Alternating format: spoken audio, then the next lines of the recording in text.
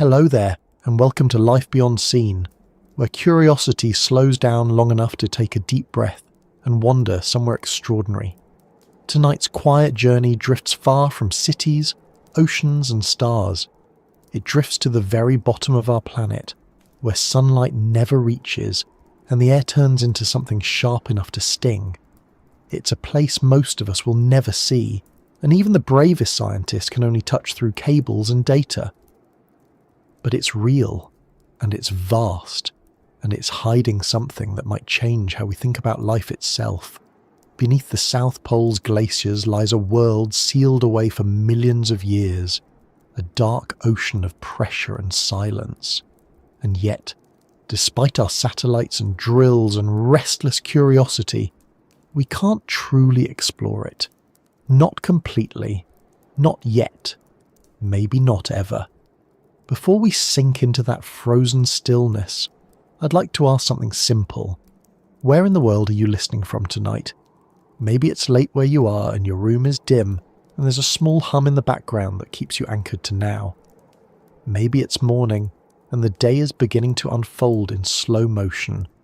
Wherever you are, imagine for a moment that beneath your feet, far, far beneath, is a continent of ice 2 miles thick, and under that ice is an entire landscape no one has walked on.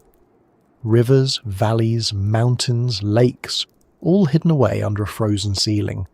It's one of the last truly unreachable frontiers left on Earth. If you find this kind of calm curiosity comforting, if it helps your thoughts slow down for a while, it would mean a lot if you liked this video or subscribed. It helps this small, quiet corner of science reach someone else who might be lying awake wondering about the same things.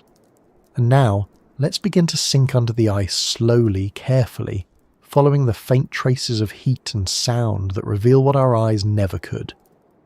Most of what we know about the Antarctic interior doesn't come from seeing it.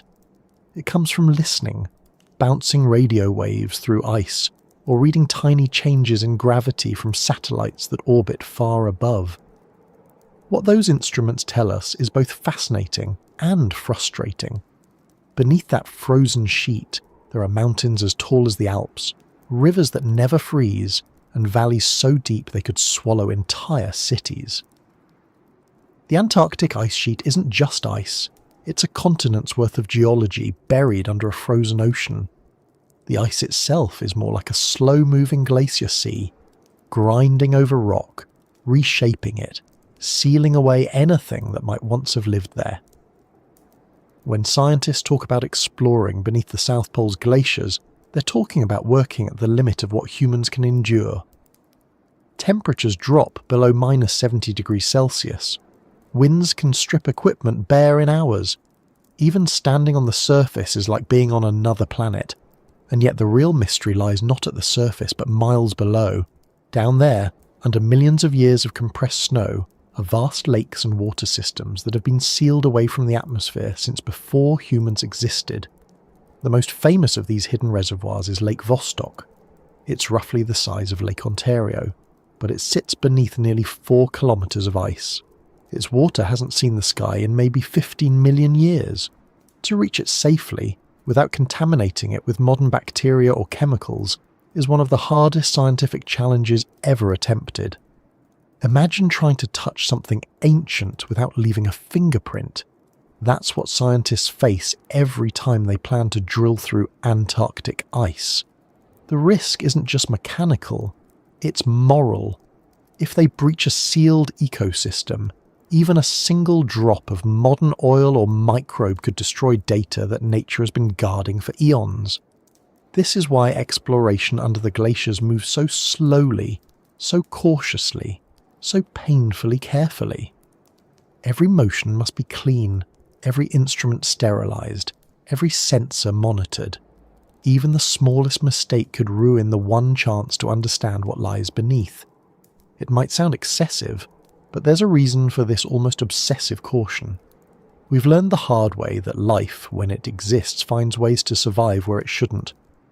On the surface of Mars, in the acidic lakes of Tanzania, deep inside nuclear reactors, microbes have been found thriving in conditions that should kill everything. So if we do find life under Antarctica's glaciers, life that's adapted to total darkness, crushing pressure, and isolation. It could tell us what life might look like on Europa or Enceladus, the icy moons orbiting Jupiter and Saturn.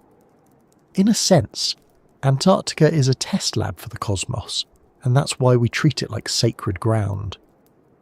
But before those ideas of extraterrestrial parallels and biochemistry spark too brightly, it helps to picture what this hidden world is actually like. Beneath the ice is no clear cavern or open tunnel. It's not a frozen cave with glittering walls or some mythic kingdom of frost. It's a crushing labyrinth of solid ice, laced with thin layers of liquid water that move so slowly they might as well be sleeping. In some areas, the ice presses against the rock below with hundreds of tons of pressure per square metre. The temperature there hovers just below freezing, warmed only by the faint heat of the Earth's core. Where the ice is thinner, it clings to rock. Where it's thicker, it flows outward, dragging stone and sediment like a slow avalanche frozen in time. For most of history, no one knew this world existed. Early explorers saw only the surface, endless white plains, ridges, storms that erased footprints in seconds. They thought the continent beneath might be flat or even oceanic. It wasn't until the middle of the 20th century, when scientists began bouncing radar signals through ice, that we started to glimpse the hidden terrain. What they found was astonishing. Beneath East Antarctica lay a landscape of buried mountain ranges, the Gamburtsev subglacial mountains, stretching hundreds of kilometres long. Beneath West Antarctica, a patchwork of basins and ridges carved by ancient rivers, now reversed and buried. Between them, sealed lakes, some connected by rivers of meltwater, others isolated for epochs. The picture that emerged was of a living continent locked in ice, and yet, for all the wonder, we still can't reach most of it. The reasons are as much practical as they are philosophical. Technology that can survive the cold, the pressure, and the contamination requirements is expensive and fragile. Drills that can melt or bore through miles of ice need to remain sterile all the way down, and that means everything, from the water used for drilling to the cables feeding power, must be kept pure. One particle of dust, one trace of fuel, could invalidate years of preparation. There's also the problem of distance. The South Pole is one of the most remote places on Earth. Getting equipment there involves massive logistics, icebreakers, cargo planes, overland convoys through snowfields that shift every year. The cost of a single deep ice mission can reach tens of millions of dollars, and the payoff might be a few milliliters of water that took decades to reach. Still, scientists try. They send probes through boreholes as narrow as a handspan, each one sterilized, each descent a slow, silent negotiation with ice that could crush metal. Some of those probes never return. They get trapped or frozen in place as the borehole refreezes behind them. The ice doesn't forgive mistakes. It moves, flows, closes over intrusions. To explore under Antarctica's glaciers is to work against an opponent that is both patient and absolute. Even if we could freely drill into those subglacial lakes, we'd still face another problem. What if what's down there is alive? Not in the way we think of life on the surface, with plants and animals, but in microscopic communities that have evolved in total isolation. Any contamination could not only harm them but destroy our ability to know what they truly are. That's why researchers treat every drop of subglacial water as both treasure and responsibility. They sample indirectly, using meltwater that seeps upward naturally, or they analyse the chemistry of refrozen ice cores taken from above. These methods give hints, trace DNA, unusual gases, chemical signatures, but not a full picture. The real world beneath remains beyond reach, a mystery seen only through data. What makes this frontier even more intriguing is that it isn't static. The base of the Antarctic ice sheet moves. It flows, slowly but surely, like syrup under unimaginable weight. Some areas slip over the rock at several meters per year, others barely move. Beneath those shifting layers, water channels form and collapse, lakes drain and refill, the continent breathes on geological time, a slow rhythm we can only measure, not feel. And because it changes, any direct exploration risks disrupting a system that's still alive in its own frozen way. There's also a human element to all this, a sense of humility. For generations, humans have prided themselves on mapping the world, climbing every peak, diving every trench. Antarctica resists that impulse. It remains largely unmapped beneath its ice. Even our best satellite maps have blind spots, places where radar can't penetrate, or where the ice is too thick for echoes to return. In those dark zones, we rely on models and educated guesses. To some, that's frustrating. To others, it's comforting. There's something beautiful about knowing that even in the 21st century, a piece of Earth still hides its secrets completely. When we imagine exploration, we picture movement, people crossing distances, machines drilling, samples rising to the surface. But in Antarctica, exploration often means stillness. It means waiting for signals, listening for the faintest changes in echo or magnetism. It means acknowledging that the act of not touching can be more powerful than the act of discovery. To explore under the South Pole's glaciers is, in a way, to accept that some knowledge must come slowly. The ice has taken millions of years to form. It can wait a little longer to reveal itself. And while we wait, we study what we can. The ice above those hidden lakes preserves a timeline of Earth's climate. Each layer traps bubbles of ancient air, frozen moments from hundreds of thousands of years ago. By studying those cores, scientists can read the planet's breathing patterns, when it warmed, when it cooled, when volcanic ash darkened its skies. In that sense, the ice itself is already a record, a book of Earth's memory written in layers of snow. Beneath that record lies another story, one we can barely glimpse, where water moves in the dark untouched by the surface world. Standing at a drill site on the Antarctic plateau surrounded by endless white, a person could easily forget there's a whole hidden realm below. The silence is total. The air is so dry that sound barely travels. When machinery stops, there's nothing. No birds, no rustle, no echo. Just the feeling of the planet holding its breath. Somewhere under that stillness, water laps against rock. Maybe microbes drift in complete darkness, waiting out centuries between chemical pulses. Maybe entire ecosystems exist beyond what our definitions of life can handle. And maybe, for now, the best way to protect that possibility is to leave it alone. Yet leaving it alone doesn't mean ignoring it.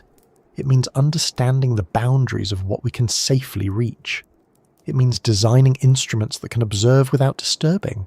It means learning patience on a geological scale. Every discovery in Antarctica reminds us of the balance between curiosity and restraint. We can measure, model and theorize, but there's a line we haven't yet crossed. And maybe that line, the thin frozen barrier separating us from what lies below, is what keeps the wonder alive. So as we settle deeper into this quiet journey, keep in mind that the story beneath the South Pole's glaciers isn't about conquering a frontier. It's about recognizing one that refuses to be conquered. It's about the limits of technology, the ethics of exploration, and the humility of knowing that some worlds are better observed than disturbed. The ice will remain, shifting slowly, hiding its rivers and mountains, preserving its secrets in cold silence.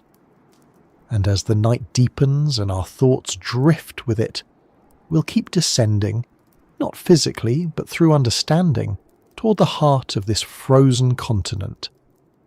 Because to know why we can't truly explore under the South Pole's glaciers, we first have to understand what's really down there, how it moves, how it breathes, and why touching it might change everything. When people imagine Antarctica, they picture a blank white expanse at the bottom of the globe, a smooth sheet of ice stretching endlessly in every direction. It's a simple image, easy to draw on a map but completely misleading. Beneath that white emptiness lies one of the most complex landscapes on Earth, a place of hidden peaks, trenches, and lakes that twist and merge like veins under skin. And yet, even after decades of research, we still can't draw it properly. The South Pole's underside remains an unfinished sketch, a shape known only through faint echoes, gravity readings, and educated imagination. It's a map we can't quite make, and that might be one of the most haunting truths in modern science. The first attempts to understand what lay beneath Antarctica's ice came long before anyone thought of subglacial lakes or buried mountain ranges. In the early 20th century, explorers hauled sleds across the frozen plateau with compasses and notebooks, measuring distances by pacing and timing the movement of their dogs. They thought of the continent as a flat, featureless plain. A few ridges appeared on the horizon, but nothing suggested what waited below. When radar technology arrived decades later, it changed everything. Suddenly, scientists could bounce radio waves off the rock under the ice and measure the time it took for the echoes to return. The deeper the bounce, the longer the delay. These early surveys revealed that the continent wasn't flat at all. It was a maze of valleys, ridges and basins, some deeper than the Grand Canyon. The discovery was thrilling, but also deeply frustrating, because it opened a mystery we still haven't solved. Every radar map of Antarctica is incomplete. The ice doesn't cooperate with our instruments. In some regions, it's so thick and pure that radar signals scatter, bending and fading before they reach the rock below. In others, layers of frozen water and compressed snow distort the reflections, making them look like terrain that doesn't exist. Even satellites, which can sense tiny variations in gravity and magnetism, can only hint at what's under there. They tell us where the ice is thinner or thicker, where mass shifts or bulges, but not the exact shape of the world beneath. What we end up with are ghost maps, beautiful but uncertain outlines that scientists spend years debating. Each update erases and redraws parts of the continent, like an artist revising a sketch without ever seeing the real thing. There's something almost humbling about that.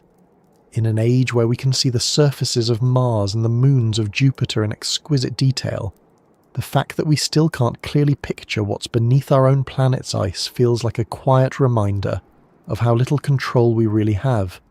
It's not for lack of trying. Huge international collaborations like BedMap and IceBridge have spent decades flying radar-equipped aircraft over the polar plateau, tracing invisible valleys and hidden lakes. The data they collect fills supercomputers, generating 3D models that look like alien worlds. Yet even those models are riddled with blank spots. The gaps aren't small, they cover hundreds of square kilometres, especially in East Antarctica, where the ice is at its thickest and oldest. It's as if a painter had to guess entire parts of a landscape based on shadows alone. The reason mapping matters so much isn't just curiosity. The shape of the land beneath the ice determines how the ice itself moves, melts, and reshapes the world around it. Beneath the glaciers are troughs and ridges that guide rivers of frozen water, influencing how quickly the ice sheet flows toward the ocean. If we knew that map perfectly, we could predict how Antarctica might respond to climate change, where it will thin, where it will hold, how fast the oceans might rise. But without a clear picture, every model comes with uncertainty.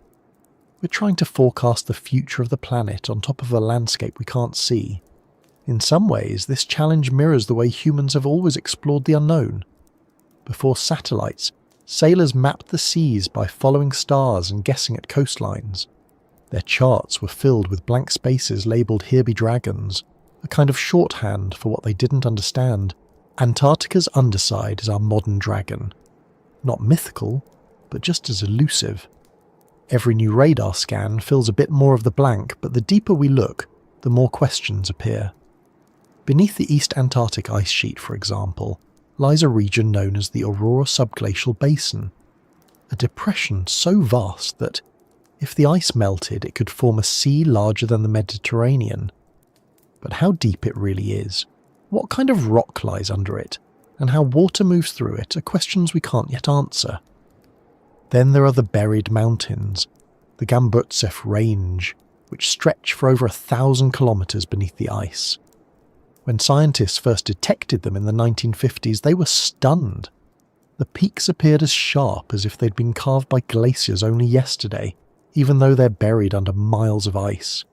How such a mountain chain could form, and why it remains so well preserved, is still a puzzle. Some believe the ice itself acts as a kind of preservative, shielding the range from erosion. Others think geothermal heat from below continually reshapes it, keeping it sharp. Either way, the Gamburtsevs are proof that the Earth still holds secrets in places we thought we'd already conquered. Mapping those secrets requires instruments that operate under conditions few machines can tolerate. The radar systems used in polar exploration must survive temperatures that can drop below minus 50 degrees Celsius, and winds that tear at antennas like sandpaper. Aircraft engines freeze if left idle too long. Ground-penetrating sensors need to be calibrated for ice that can change density and texture every few meters. Even the simplest thing, like refueling or replacing a part, becomes a logistical ordeal. There are no supply stores, no repair hangars, no quick fixes. Everything has to be brought in, tested, and then operated with the precision of surgery. Each data-gathering flight represents weeks of preparation and millions of dollars. Sometimes the results are breathtaking. Sometimes they're noise, useless echoes that reveal nothing new.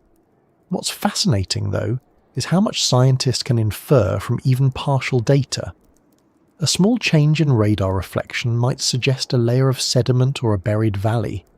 A slight anomaly in gravity measurements might hint at a mountain's presence. Computers combine thousands of these clues into virtual landscapes, but no one knows how accurate they really are. It's like trying to reconstruct a statue from dust blown in the wind. You might get the general outline, but never the fine details. That uncertainty is what keeps Antarctica's map in constant revision. Every few years, a new dataset redraws rivers, redefines basins, or uncovers features no one imagined. It's an ongoing conversation between instruments, algorithms, and imagination. Even as technology improves, there's a philosophical question hovering in the background. What does it mean to know a place we can't touch? A radar echo is not a photograph. It's a trace, an interpretation of a sound that bounced through kilometers of ice and returned distorted by pressure and temperature. When we look at a 3D map of Antarctica's underworld, we're seeing not the thing itself, but a statistical version of it. A model, beautiful but abstract. The real landscape, the one hidden in total darkness, might look entirely different. There might be caverns where we see solid rock, smooth plains where we expect chaos. Until we reach it physically, all our maps are educated guesses wrapped in digital precision. That ambiguity can be both inspiring and unsettling. For scientists, it's a challenge. For storytellers and dreamers, it's a rare invitation. It means that right now, beneath the most thoroughly studied continent on Earth, there are still unknown places. Entire valleys have never been named, entire lakes never seen. Somewhere down there, a river may be flowing quietly, shaping stone, creating small habitats for life that hasn't seen sunlight for 20 million years. We can imagine it, we can model it, but we can't yet draw it with confidence, and maybe that's what makes it so compelling. One of the reasons mapping is so difficult has to do with how ice behaves. Unlike rock, ice isn't static. It flows, warps, and bends under its own weight. That movement distorts radar signals and shifts landmarks over time. A valley that appears in one survey might seem deeper or shallower in another, not because the instruments were wrong, but because the ice itself moved. In a sense, Antarctica refuses to be pinned down. It's a living, shifting map that redraws itself slowly but constantly. Trying to chart it is like trying to photograph a river by freezing one frame of motion. This constant change makes Antarctica both a scientific puzzle and a metaphor for how we approach the unknown. We tend to think of exploration as a quest for permanence, as if once we've mapped something, we've mastered it. But in the case of the South Pole's glaciers, the act of mapping is never done. the terrain underneath doesn't stay still long enough for us to declare victory. It's a humbling reminder that knowing isn't always a final state. Sometimes it's an ongoing relationship, a dialogue between our curiosity and the world's quiet refusal to yield. In the 1990s, when researchers first started piecing together a continental-scale map of Antarctica's underside, they faced an almost absurd challenge. The radar data came in fragments from different decades, collected by teams using different instruments and calibration methods. Stitching those fragments together required not just computing power, but creativity. They had to decide which versions of reality to trust more. If one dataset suggested a valley where another saw a ridge, they had to weigh which signal was clearer, which instrument more reliable. The result wasn't a definitive map, but a compromise between possibilities. Over time, as more surveys filled the gaps, the picture sharpened. But it never fully solidified. There are still areas, especially near the East Antarctic interior, where no radar has ever returned an echo from the bottom. Those blank spots are like pieces of a jigsaw puzzle that refuse to fit. It's tempting to think that we could just send more satellites, build stronger radar, or drill deeper. But each approach hits limits. Satellites can't see through ice thicker than a few kilometers with clarity. Airborne radar can't cover every square kilometer of a continent the size of the United States and Mexico combined. Ground-based surveys move slowly and require teams to endure months of isolation. Drilling, while possible, is expensive and risky. The deeper you go, the greater the chance of equipment failure, contamination, or collapse. For now, no single method can reveal the whole picture. We're left with mosaics stitched together from what little the ice allows us to glimpse. There's also the issue of time. Every expedition window in Antarctica is short, just a few summer months when temperatures rise enough for machines to function and planes can land safely. The rest of the year, the continent sleeps under darkness and storms. That means progress happens in bursts. Each season yields a little more data, a few more echoes, a slightly better understanding. Then the long winter erases the footprints, buries the markers, and resets the stage for next time. Exploration here is measured not in kilometers, but in patience. And yet, despite the obstacles, the allure never fades. Scientists return year after year because they know that every new scan, every new reading, adds another piece to a mystery no one else on Earth is solving. They talk about Antarctica's subglacial world the way astronomers talk about distant galaxies, with awe, with humility, with a sense that even a small discovery could change everything. There's a quiet poetry in that, even if no one calls it that out loud. It's the kind of fascination that drives people to endure cold, exhaustion, and isolation, all for the sake of seeing a landscape no human eyes will ever directly witness. In the end, the map we can't draw isn't just a scientific limitation. It's a symbol of how exploration has changed. We used to think discovery meant planting flags and taking photographs. Now it often means decoding signals and respecting boundaries. Beneath Antarctica's glaciers lies a world that resists intrusion but invites imagination. We can't stand on its shores or sail its dark waters, but we can listen, infer and learn. And maybe that's enough for now. As the data accumulates and the models improve, the unseen continent below becomes a little less mysterious, but only just. The deeper scientists peer, the more the landscape shifts like a mirage. It's as if the ice wants to remind us that some knowledge comes with conditions, that understanding requires patience, precision, and sometimes acceptance of the unknown.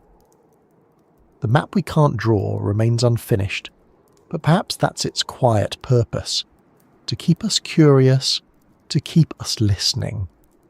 And as we continue this journey into the depth of the frozen world, the picture beneath the South Pole becomes more than a mystery of geography. It becomes a story about time itself, about how ice preserves the memory of the planet while hiding its face. Ahead lies the question of how old this frozen world truly is, how long it's been building its silence, and what traces of the past still linger trapped within it. To understand why we can't fully explore what's beneath, we have to step backward into the deep history written inside the ice itself. When you stand on the Antarctic plateau and look around, you might think there's nothing there but snow and wind. But under your feet lies something extraordinary, not just in space, but in time. The ice beneath the South Pole is not simply frozen water, it's a layered record of Earth's history, built flake by flake over millions of years. Each layer is a year, each trapped bubble a moment, and together they form one of the longest and most detailed archives our planet has ever written. To walk across that frozen plain is to step across centuries stacked on top of one another, compressed into silence. It's hard to imagine the weight of so much time pressing down, but that's what Antarctica holds. Miles of frozen memory that stretch back to long before humans, before cities, before even the shape of the continents as we know them. The age of Antarctic ice depends on where you are. Near the coast, where glaciers flow quickly into the sea, the ice might be only a few thousand years old, constantly renewed by snowfall and melting at the edges. But in the heart of East Antarctica, near places like Dome Sea or the Vostok Station, the ice is ancient, hundreds of thousands, even millions of years old. The layers there are so thick that the bottommost ones were formed when the world was a completely different place. Forests grew in what is now desert, ocean currents moved differently, and the air held more carbon dioxide than it does today. That air, once free, is now trapped in microscopic bubbles sealed inside crystals of ice. To drill down and collect it is like breathing in the atmosphere of the distant past.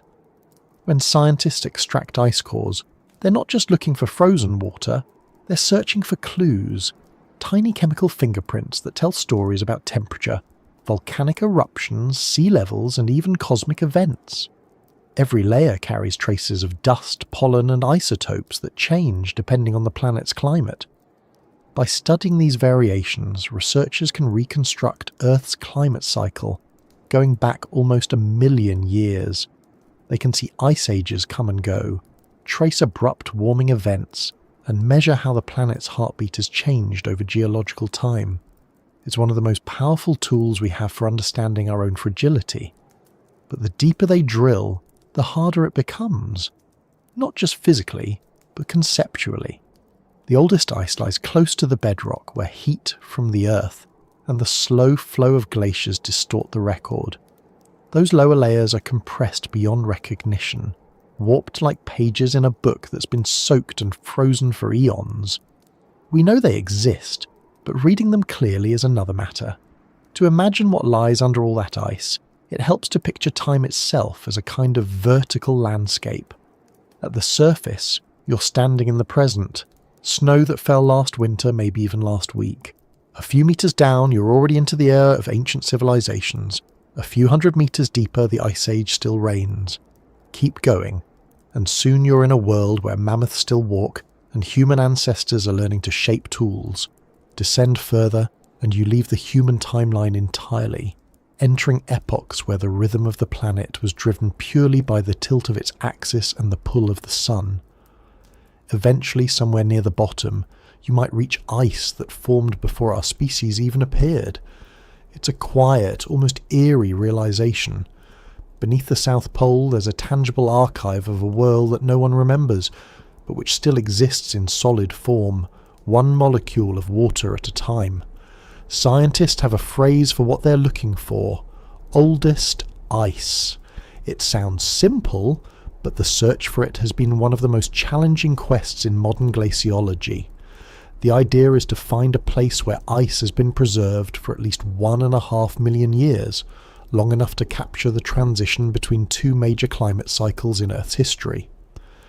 That period, known as the mid-Pleistocene transition, marked a shift from shorter, more frequent ice ages to the longer, deeper cycles that shape our current climate rhythm. Understanding why that change happened could help us predict what's coming next. But finding ice that old, intact, and readable is like trying to find a single, unbroken thread in a tangled spool that's been crushed under mountains for eons. There are clues, of course. Radar mapping shows where the ice layers fold and where heat from the Earth might be melting the base. In some places, the ice is too disturbed, stirred by flow and refreezing.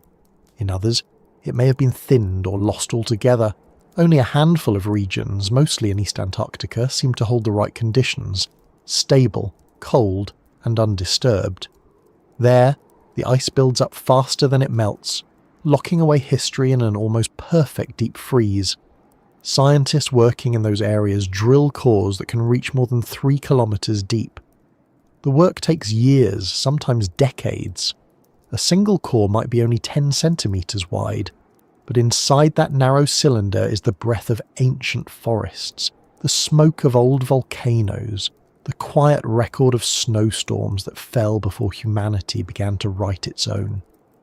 The deeper those cores go, the stranger the data becomes. The composition of the air shifts, showing swings in carbon dioxide and methane that reflect ancient ecosystems. Dust layers mark global droughts or massive eruptions. Even the tiny crystals of the ice itself tell stories. How quickly they grew, how much stress they endured, how they slid over each other under pressure. Some layers are so old and compressed that the boundaries between years blur into each other. It's like reading the end of a book where all the words have merged into one long paragraph. But even blurred, the message is clear. The planet has always changed, sometimes slowly, sometimes violently, always in cycles that stretch far beyond our comprehension of time. It's ironic in a way that the very ice preventing us from reaching the world beneath it also gives us such a perfect record of the world above it. The same glaciers that hide subglacial lakes and mountains are also archives of everything that's ever fallen from the sky. Dust from deserts, smoke from distant fires, traces of meteoric particles, all of it captured and preserved in layers of snow that never melted. The Antarctic ice sheet is both a barrier and a library. We can't explore what's under it, but we can read what's within it, and what we find there shapes our understanding of everything else. Some of the most surprising discoveries from ice cores come not from the chemical analysis, but from what's alive inside them.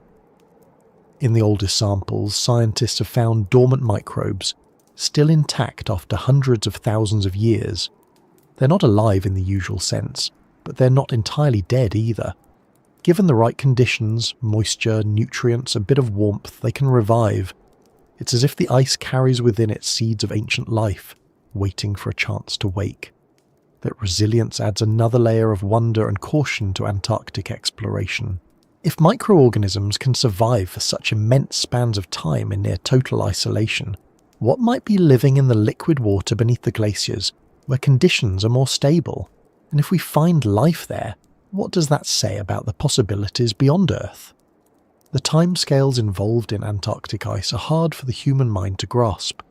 100,000 years is already beyond anything in our collective memory. 1,000,000 years is almost meaningless in everyday terms.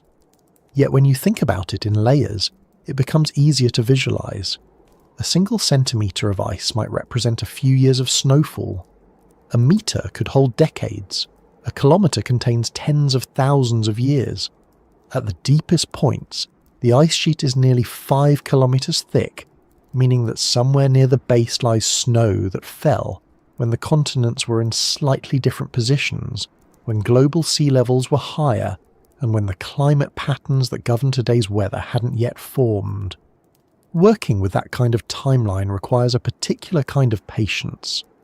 Drilling through miles of ice is not fast work. The process is meticulous, lowering the drill, collecting a core segment, bringing it up, documenting every centimetre and repeating.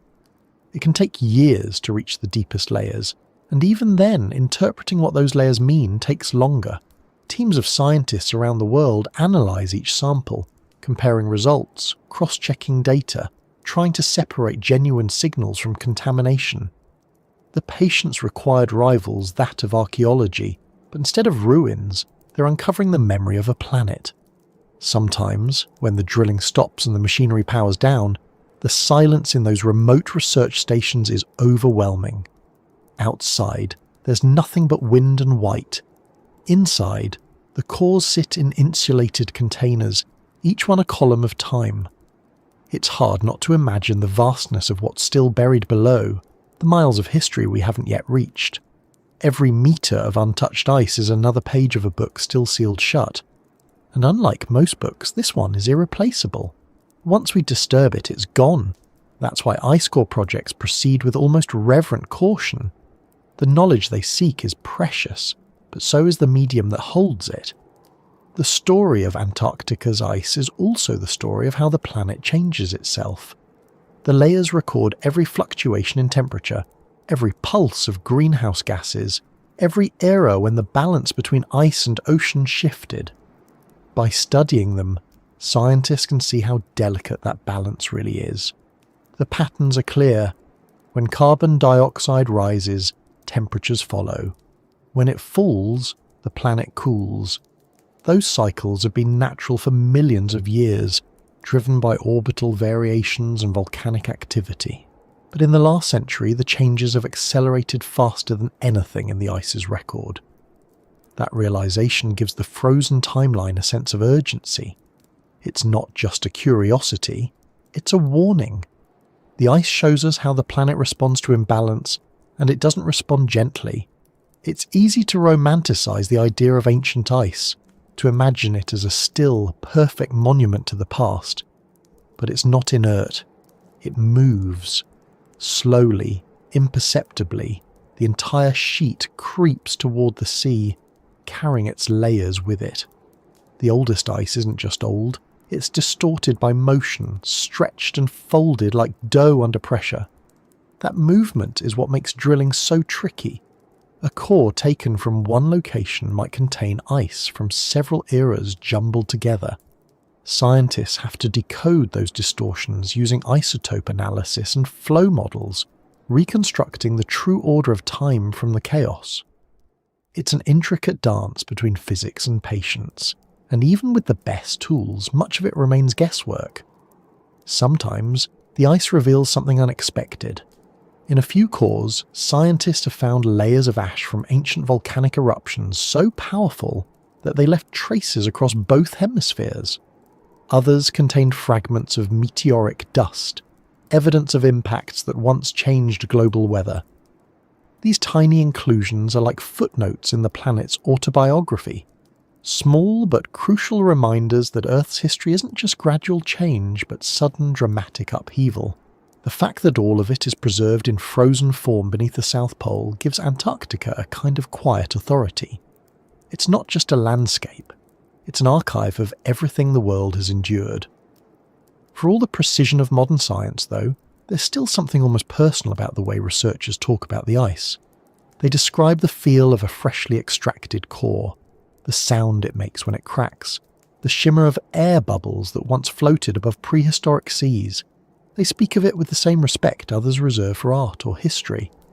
And perhaps that's fitting, because the ice is both a natural artwork carved by time and a historical document written in the language of molecules.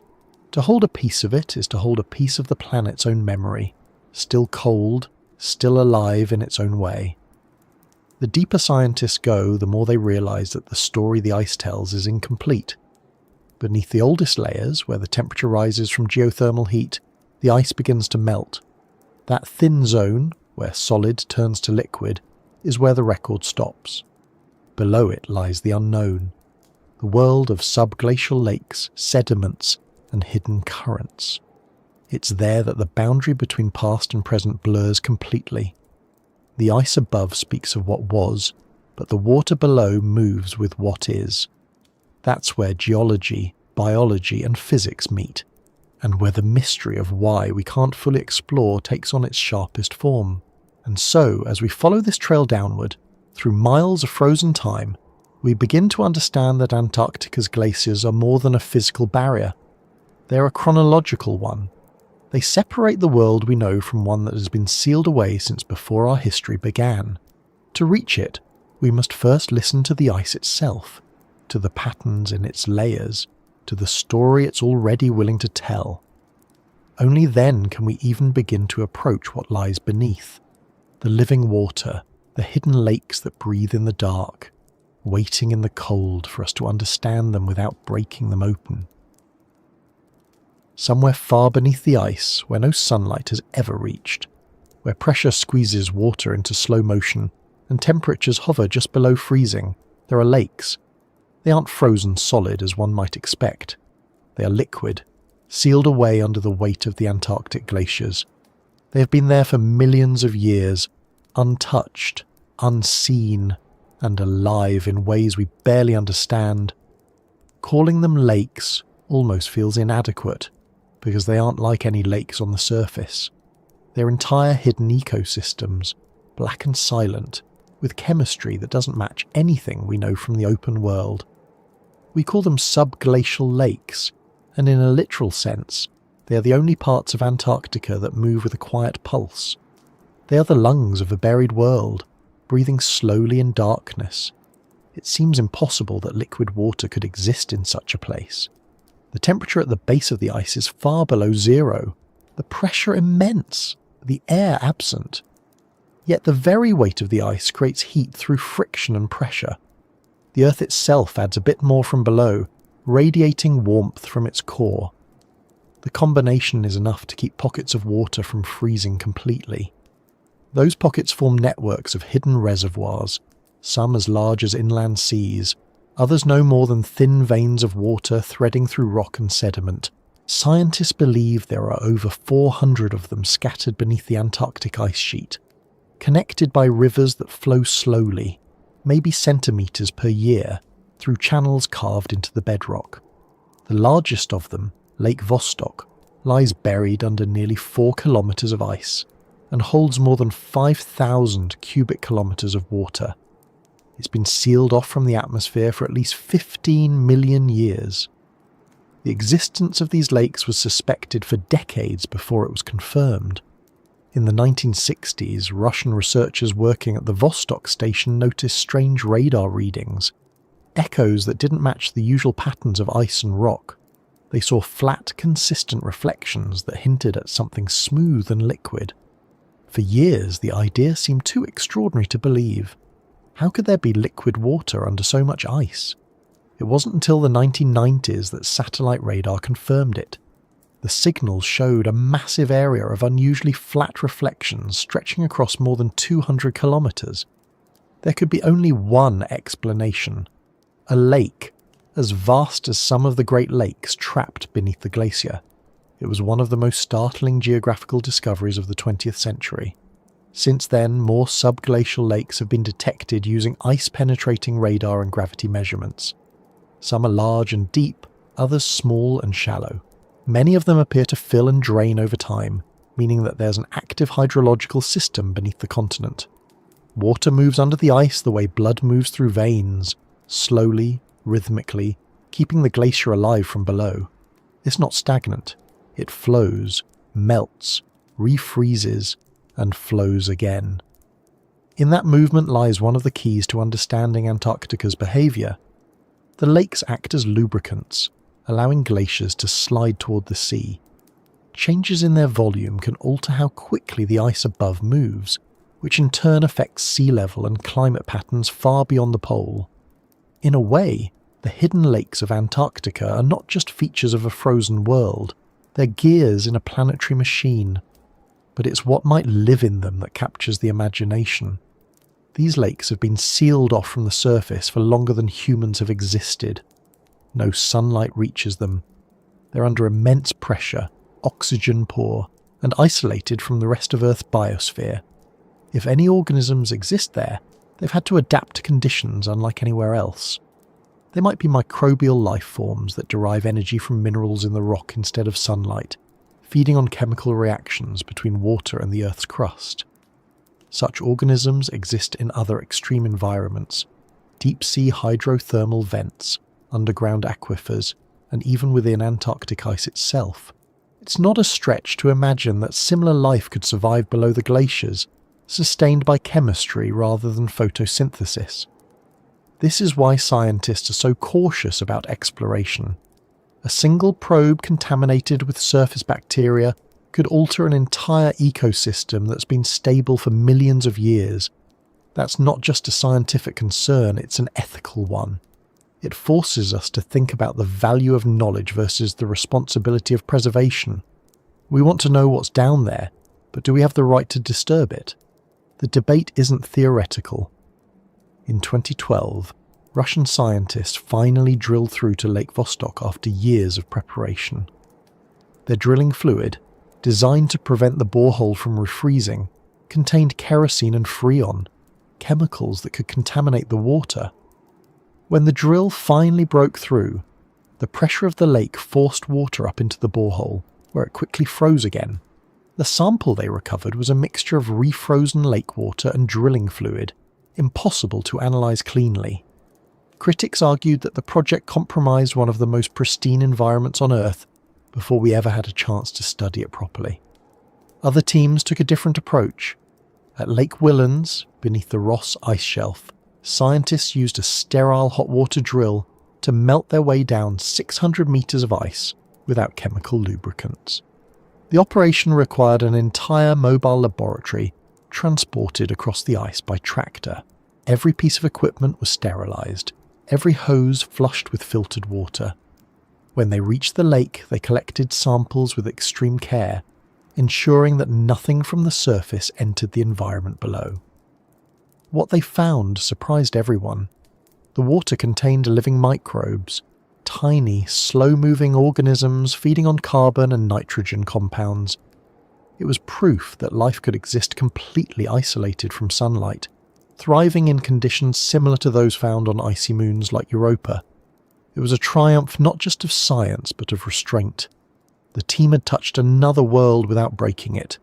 Even with that success, we've only just begun to understand what these lakes are like. Each one is different. Some are hypersaline, rich in dissolved minerals. Others are fresher, possibly fed by melting ice rather than groundwater. Some have sediments at the bottom that may contain fossil DNA, while others are too deep to sample without risk. They vary in pressure, temperature and chemistry, each representing a different experiment in nature's resilience. What unites them is their isolation. No sunlight, no atmosphere, no connection to the open ocean. It's a kind of planetary quarantine, maintained by ice. That isolation also makes them time capsules. The sediments at the bottom of these lakes might contain records of ancient climates, perhaps even traces of organisms that lived on the continent before it froze over 30 million years ago. In that sense, the lakes are not only biological but geological archives. They hold the story of Antarctica's transformation, from a warm forested land to the frozen desert we know today. Unlocking that story requires delicate balance. Too little exploration, and we remain ignorant. Too much, and we risk losing the very thing we seek to understand. To reach even one of these lakes safely demands technology that borders on science fiction. The drills must penetrate kilometres of ice while remaining sterile. The equipment must function in sub-zero temperatures without contaminating the environment. The power requirements are enormous, and communication with the surface is limited. Once a probe enters the water, it must withstand pressures higher than those in the deepest parts of the ocean, transmit data through miles of ice, and then return, if it can. In many cases, the probes are single-use. They descend once, gather what data they can, and are left behind as silent witnesses. The expense and complexity of such missions mean they happen rarely. Each one is a gamble, years in the making, for the chance to glimpse a world that exists entirely without light. Despite the risks, the fascination persists because of what these hidden lakes represent. They are analogues for extraterrestrial oceans. The icy moons of the outer solar system, Europa, Enceladus and Ganymede, are believed to have subsurface oceans beneath their frozen crusts. If we can learn how life endures in Antarctica's subglacial lakes, we might understand what conditions allow it to exist elsewhere.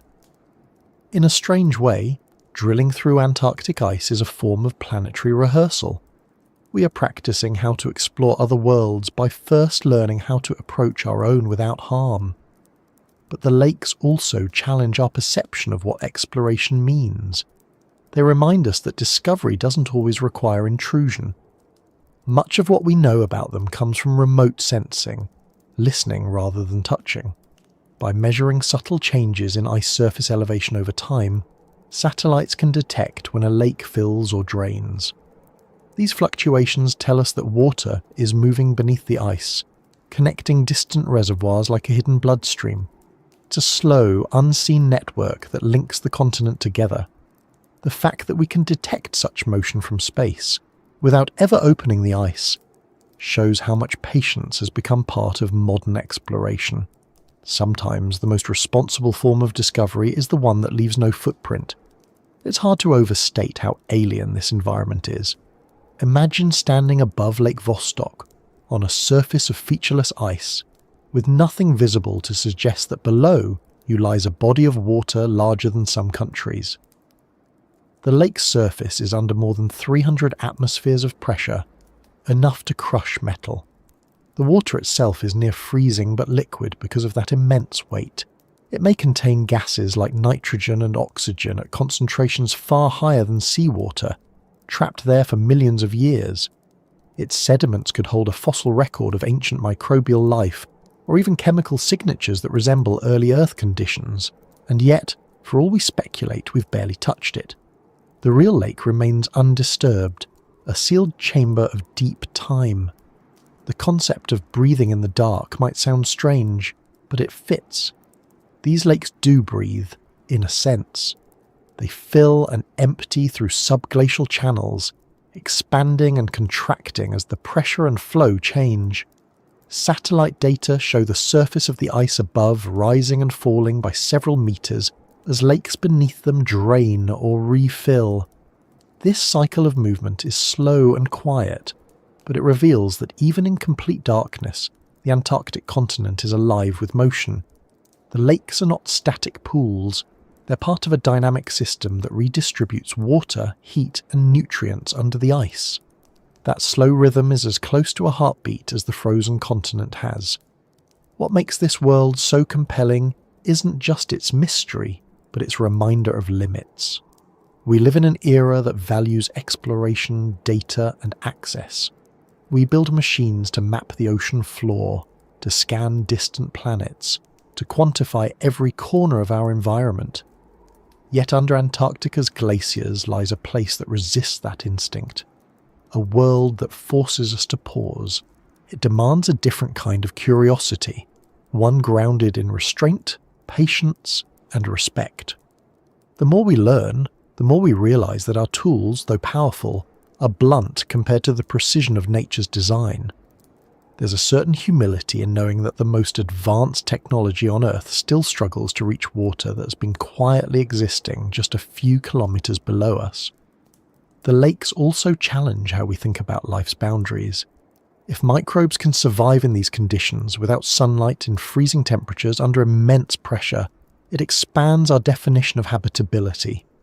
It suggests that life doesn't need comfort, just opportunity.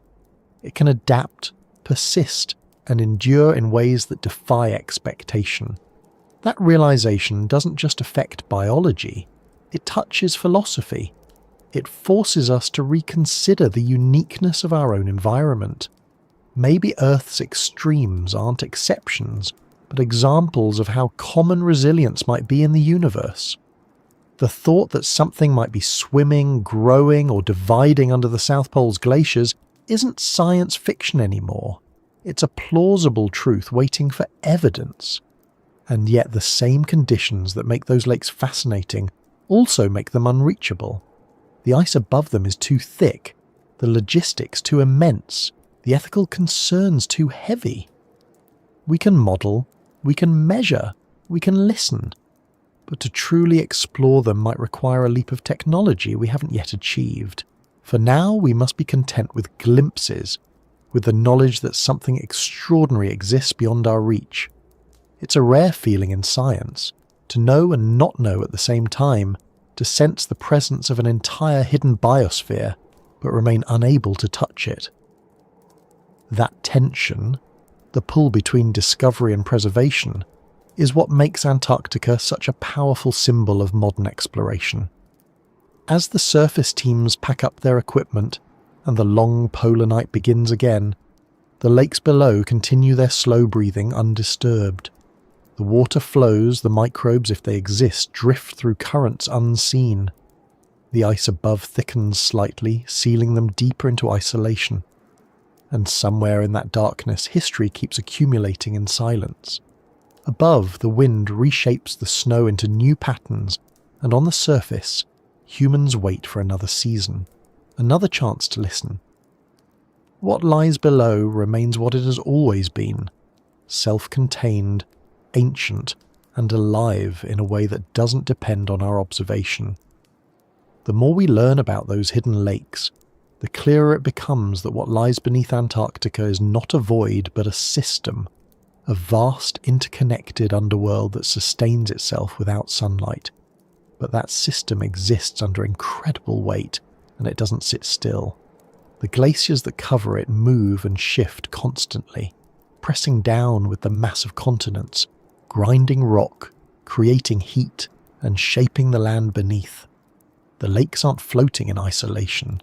They live under the weight of a continent, moulded by forces that never stop, and that weight, relentless and invisible, is what we must understand next, because it's the reason exploration here is so difficult, and the reason the world beneath remains beyond our full reach. The idea of ice as something fragile, something that melts in a glass or drips from rooftops, doesn't fit when you're standing on Antarctica. Here, ice is not delicate, it's not even passive. It's heavy, ancient, and endlessly patient. It's the weight of an entire continent pressing downward, reshaping everything it touches. Underneath that white stillness lies pressure so immense that rock bends and the crust itself adjusts in slow surrender. The glaciers of the South Pole are not just frozen water, they're an active geological force, a slow-moving mountain of mass that sculpts the planet. When we speak of what lies beneath them, we're really talking about what happens when that much weight presses down on time itself. The Antarctic ice sheet is the largest single mass of ice on Earth, holding about 60% of the planet's fresh water. In some places it's more than 4 kilometers thick, and in others the ice sits directly on bedrock that lies below sea level. The total weight is so enormous, about 26 million gigatons, that it literally depresses the crust of the Earth beneath it. That depression is known as isostatic adjustment, and it means that Antarctica is, in a sense, sitting inside its own footprint. The land beneath the ice has been pushed down over millions of years, forming basins where water collects, where sediments pile up, and where mountains once tall enough to touch the sky now crouch under layers of frozen mass. To grasp what that kind of weight does, imagine pressing your hand into soft clay and leaving it there for 1,000 years. The clay would reshape itself, sinking deeper, compacting under the pressure. Now multiply that by billions and stretch it across a continent. The Earth's crust beneath Antarctica behaves a bit like that clay, slowly deforming under load. Where the ice thickens, the land sinks. Where it thins, the land rises again. This constant balancing act is one of the quiet movements of the planet, imperceptible on human timescales, but monumental across millennia. And it's still happening right now. As parts of Antarctica lose ice due to warming, the land beneath is beginning to rebound, rising centimetre by centimetre each decade. The Earth remembers the weight that pressed it down, and when that weight shifts, it moves in response, as if taking a long, slow breath after an age of stillness. But while the crust moves in these subtle ways, the ice itself behaves like something between a solid and a fluid. It flows, though so slowly that from the surface it looks motionless. The weight of the upper layers forces the ice below to deform and creep outward, spreading toward the coasts. The movement is measured in meters per year, yet over centuries it can reshape landscapes. Beneath that movement lies friction, ice grinding against rock, producing heat, carving valleys, and pulverizing stone into fine glacial dust. This grinding releases minerals into the subglacial water, feeding chemical reactions that may sustain microbial life. It also creates pockets of meltwater that lubricate the ice's movement, forming pathways for the hidden rivers that flow toward the sea. That frictional heat is one of the reasons the lakes beneath the glaciers remain liquid. Even though the air temperature above Antarctica can drop below -70 degrees Celsius, the heat generated at the base of the ice, combined with geothermal warmth from the Earth's mantle, is enough to keep some of the water from freezing completely. In effect, the ice sheet insulates itself. It traps the heat it generates, recycling it in slow motion. That self-sustaining balance, cold preserving its own heat, makes Antarctica an environment of contradictions, where immense cold and immense weight coexist in an equilibrium that has lasted for millions of years. When scientists talk about the weight of Antarctica, they're not just referring to physical mass, but to the consequences of that mass. Every year, as ice accumulates or melts, it changes the planet's gravity field ever so slightly. Satellites equipped with gravimeters can detect these shifts. When parts of the ice sheet thin, the gravitational pull there weakens, altering the way water circulates in nearby oceans. This means that Antarctica doesn't just respond to global change, it contributes to it. Its weight influences tides, sea levels, and even the distribution of ocean currents. The planet feels its presence the way a mattress feels the shape of a sleeper. When that shape changes, everything else adjusts. In some areas, particularly under the East Antarctic ice sheet, the pressure at the base is so intense that the ice is thought to fuse with the rock beneath, locking the two together. In other regions where meltwater pools and flows, the ice slides more easily, gliding on a thin film of liquid. These differences determine how fast glaciers move and where they might eventually collapse. One of the most studied examples is the Thwaites Glacier in West Antarctica, sometimes called the Doomsday Glacier because of how rapidly it's retreating. It's held in place by a combination of its own weight and the ridge of rock beneath it. As warmer ocean water seeps underneath, the ice loses its grip, destabilizing the glacier. If Thwaites were to collapse entirely, it could raise global sea levels by more than 1/2 meter, triggering further changes around the world. The event wouldn't happen all at once, but the process is already underway. The weight that once pinned the continent down is now becoming unbalanced, shifting toward the sea. To understand what happens under that kind of stress, researchers use radar and seismic instruments to listen to the ice move. The sounds are strange, low rumbles, distant cracks, long sighs that echo through the ground. These aren't sudden events, but ongoing murmurs, the voice of pressure releasing itself slowly. Every crack and tremor tells scientists where the ice is slipping, where it's stuck, and how much strain it's holding. Over time, these measurements build a map of the continent's inner mechanics, a record of how its immense weight translates into motion. It's like listening to the heartbeat of a giant that moves so slowly it's easy to forget it's alive. That movement has another effect. It erases. Beneath the ice, rocks are ground to powder, mountains are smoothed, valleys are deepened. Whatever ancient landscapes once existed, they have been reshaped beyond recognition.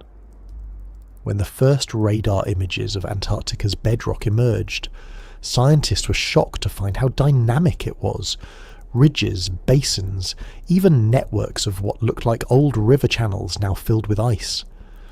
These features are the fossil remains of a world that existed before the continent froze, when Antarctica was covered in forests and teeming with life.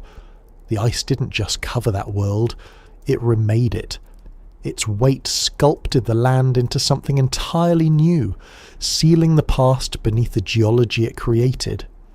This immense, unrelenting pressure also affects the very nature of the ice itself. At the surface, snowflakes fall light and crystalline. Over time, they're buried, compacted, and transformed into dense glacial ice. The deeper the layer, the more the individual crystals fuse together, expelling air and aligning under stress.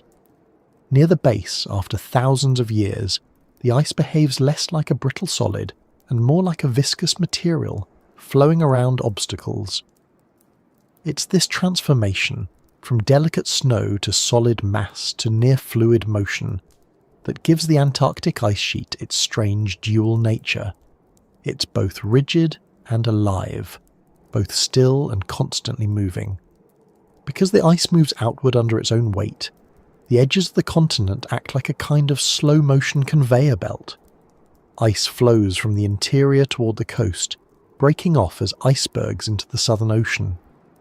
This carving process is part of the natural cycle, but the balance between accumulation and loss is delicate. When melting at the base accelerates due to warming, the glaciers thin faster than new snow can replace them. The result is a kind of chain reaction. The weight distribution shifts, the land beneath rebounds, and the flow patterns change. Even a small alteration in temperature or ocean current can amplify this feedback loop. The system is stable only because of its scale, and that stability is under pressure in more ways than one. What's remarkable is how interconnected everything is. The weight of the ice determines how water flows beneath it. The movement of that water affects how heat is distributed. The heat influences melting, which changes the ice's weight again. It's a self-regulating but fragile loop, one that can tip into imbalance easily. Scientists often describe it as a dance between gravity, temperature, and time. It's not a metaphor, they mean it literally. Every gram of ice exerts force. Every shift in that force changes something else. And somewhere within that vast feedback system lies the reason we may never fully explore what's beneath. The very mass that preserves Antarctica's secrets also makes them unreachable. To explore under a glacier, you have to overcome its pressure. Drilling through kilometers of ice means working against forces strong enough to crush steel. Even if a borehole is opened successfully, it begins to close almost immediately as the ice flows to heal itself. The deeper you go, the faster that closing happens. It's like trying to hold open a wound that insists on sealing shut. The immense overburden pressure also means that any cavity created by drilling risks collapsing or flooding. Equipment must be designed to survive not just cold but crushing compression. And if it fails, there's no rescue. Whatever is lost becomes part of the ice. That sense of finality is part of why scientists approach these missions with such caution. Every probe lowered into the depths must be sterilized, pressurized, and often sacrificed. Once it's gone, it's gone. The ice will close around it, erasing the entry point as though it were never there. The glacier doesn't keep records of our attempts, it only keeps its own. This quality gives Antarctica an almost indifferent authority. It doesn't resist exploration out of hostility, it simply absorbs it. It outlasts us without trying. The power of that weight can also be seen in how the continent interacts with the planet's oceans. As glaciers slide into the sea, their mass redistributes water globally.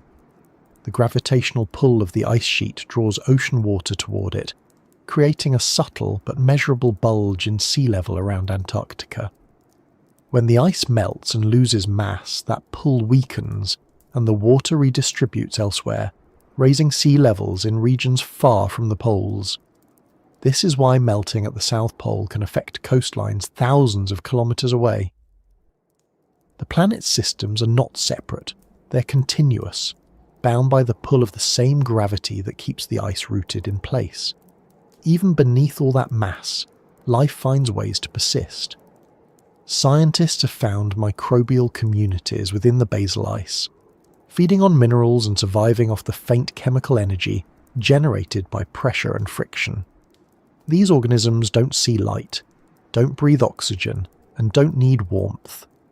They exist because the weight above them provides stability, shielding them from radiation and preserving liquid water.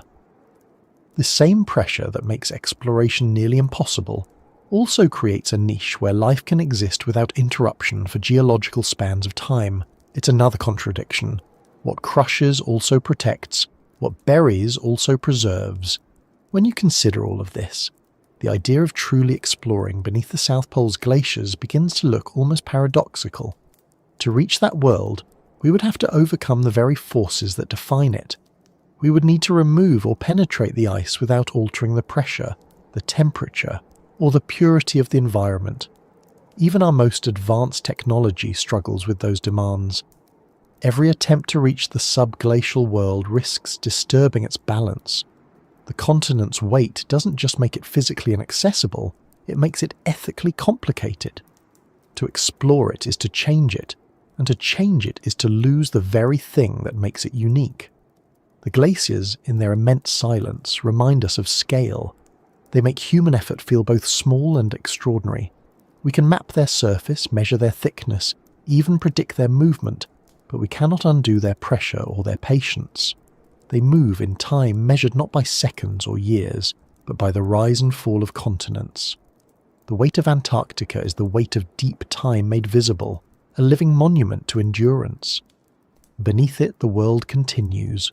Water flows, sediments shift, microbial life persists, all under a crushing stillness that we can only observe from above. As the ice presses downward, it shapes more than the land. It shapes our understanding of limits. It forces us to recognize that exploration has boundaries, not because of lack of curiosity, but because of the fundamental physics of the world. Some doors remain closed not by choice, but by nature itself. And perhaps that's part of the balance. The ice keeps its secrets not out of defiance, but out of inevitability. It exists under pressure because it must. And yet, for all that weight, for all that power, the continent is not unbreakable. It listens. It shifts. It releases echoes that travel through the ice and reach us as faint vibrations, data on screens that tell us what's happening below. Those echoes are the next step in our journey, our way of seeing without touching, hearing without breaking. They are the whispers through which we continue to explore, moving from pressure into sound, from weight into resonance, from the dense silence of the glaciers into the delicate art of listening to the ice itself. There's a kind of silence in Antarctica that doesn't exist anywhere else on Earth. It's not the peaceful quiet of a calm night or the muffled hush after snowfall. It's heavier than that. It's the silence of absence, a silence so complete it seems to swallow sound. At the South Pole, even the air feels reluctant to carry noise. The cold thickens it, slows vibrations, absorbs them before they can travel far. You can shout and hear almost nothing come back. No echo, no resonance, just the sound of your own breath inside your hood. Machines too fall victim to this silence.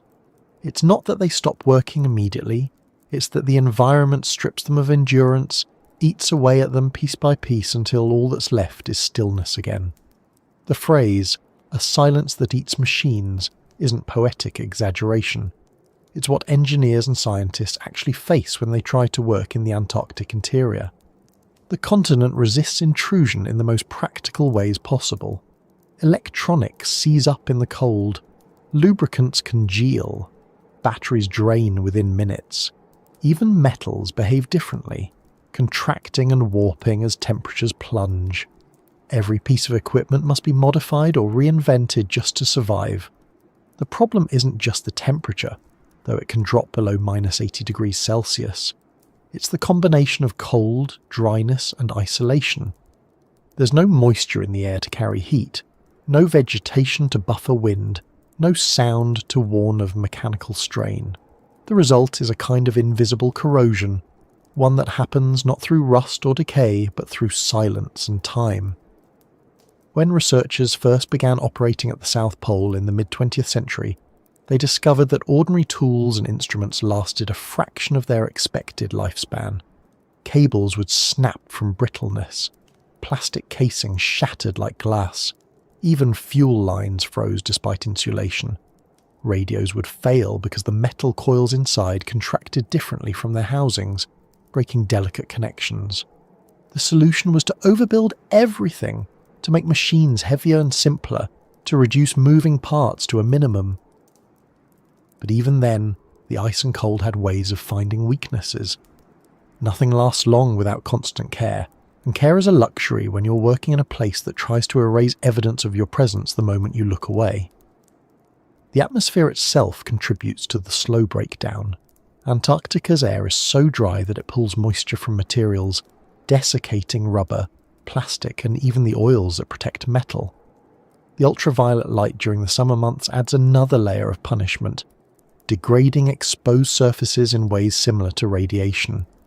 A machine left outside for one season can emerge looking decades older. Inside the ice tunnels and boreholes, the challenges are different but equally unforgiving. Temperatures remain constant, but the pressure builds. Instruments must be able to operate under hundreds of atmospheres, their sensors sensitive enough to detect subtle changes in conductivity or temperature without shorting out.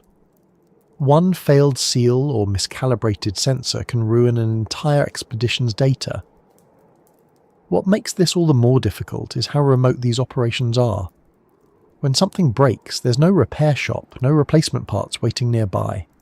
The logistics of bringing even small components can take months. Every tool and cable has to be shipped in by plane or overland traverse, often through storms that can last for weeks. Engineers plan meticulously, knowing that if a machine fails at depth, it's probably gone for good. Sometimes they never even know what went wrong, just that the signal stopped, that the silence returned. That silence isn't just metaphorical. When you work under the Antarctic sky, surrounded by endless white, there are moments when you realize that you can hear your own heartbeat more clearly than the hum of the generator beside you. The cold dampens everything, and the snow absorbs vibrations like a perfect acoustic sponge. When equipment finally powers down, either intentionally or from failure, the world seems to vanish into stillness.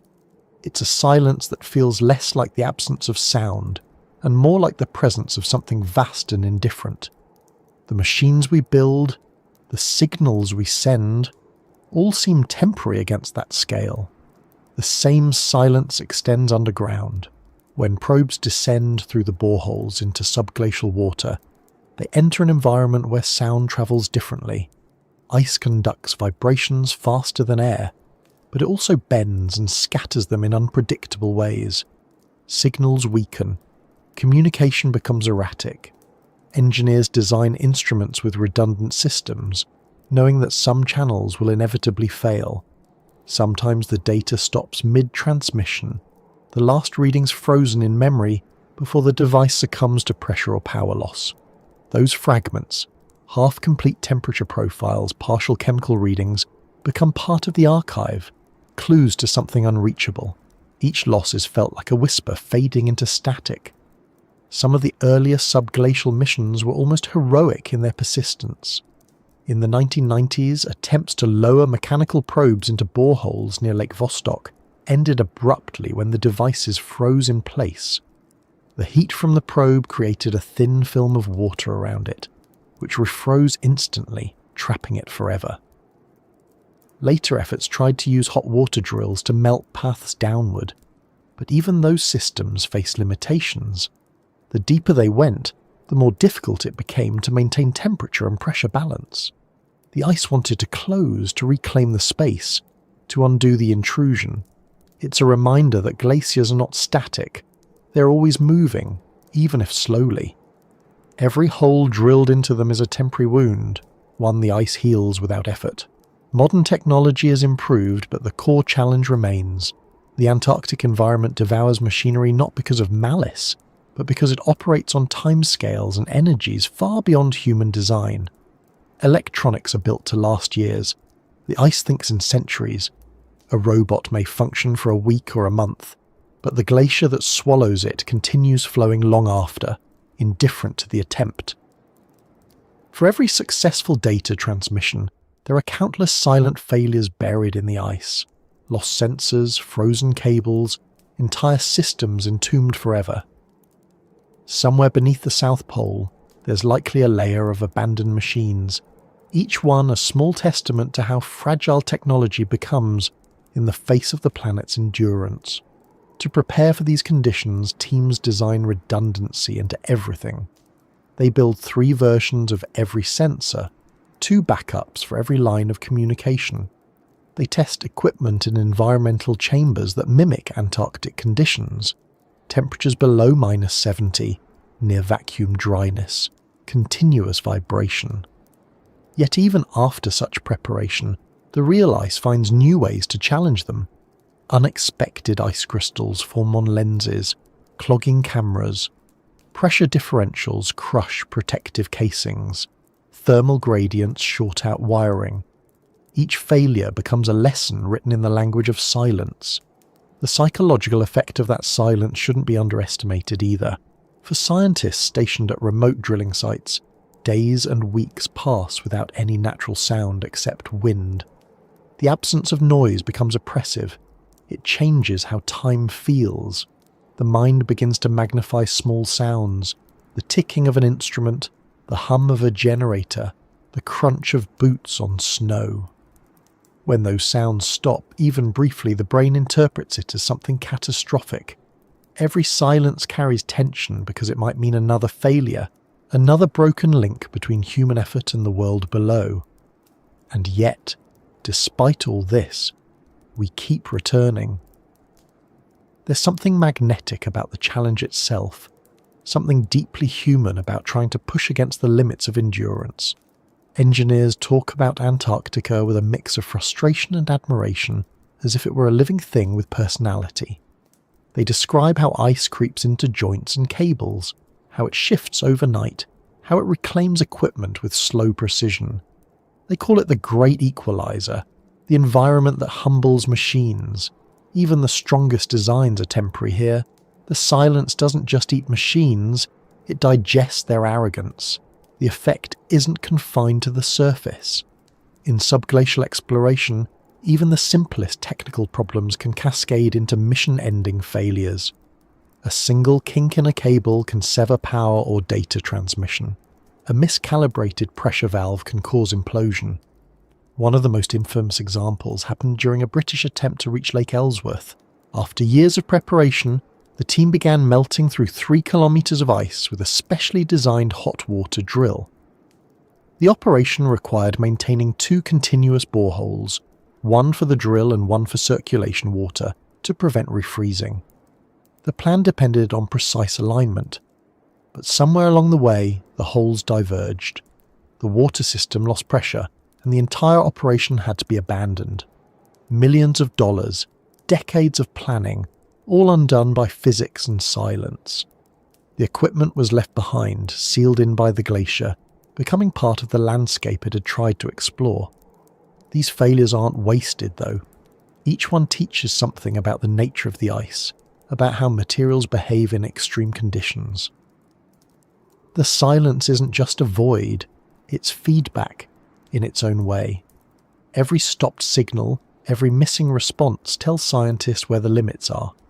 It's a conversation of sorts, one-sided but ongoing. The ice doesn't speak, but it answers through what it allows and what it denies. In that sense, the silence that eats machines isn't destruction. It's a boundary marker, the line between what we can reach and what remains its own. Even communication between surface teams can be challenging. Radio waves behave strangely at these latitudes, bending and scattering due to atmospheric conditions. During storms, static drowns out all transmission.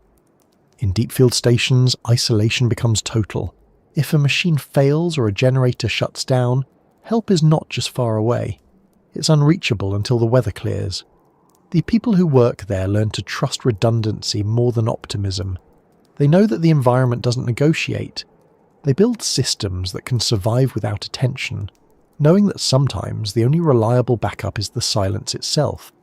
There's a strange irony in how this silence also protects the purity of the continent. The same conditions that destroy machines also preserve what lies beneath. The lack of noise, vibration and disturbance means that the ecosystems and sediments under the ice remain untouched. The continent maintains its own balance by being inhospitable to intrusion. It's not just a place, it's a filter, one that lets only the most careful exploration pass through. That's part of why so much of Antarctica remains pristine. Human technology struggles to leave a lasting mark, and yet, when machines do work, The data they return can be transformative. The few successful probes that have reached subglacial environments have recorded chemistry, temperature, and microbial activity that reshape our understanding of life on Earth. Those small victories come at immense cost and risk. Each one represents years of failure distilled into a moment of success. Every byte of data pulled from the ice is a kind of defiance against silence, proof that persistence can extract whispers from a world designed to mute them. Still, the ice doesn't change its nature. It continues to flow, to press, to reclaim. The silence always wins in the end. The question isn't whether we can conquer it, but whether we should keep trying to. There's a lesson in how quickly the environment dismantles our presence. It reminds us that not all mysteries are meant to yield easily. Sometimes, resistance itself is part of what defines the mystery. The machines fail, but in doing so they teach us humility, the recognition that there are forces and scales of time beyond our control. The term Antarctic silence has even become a shorthand among engineers for describing impossible environments elsewhere. Space agencies study it when designing equipment for icy moons or Mars, because the conditions, cold, dryness, pressure, isolation, are similar. What fails in Antarctica would fail on Europa. The continent is our testing ground for survival beyond Earth.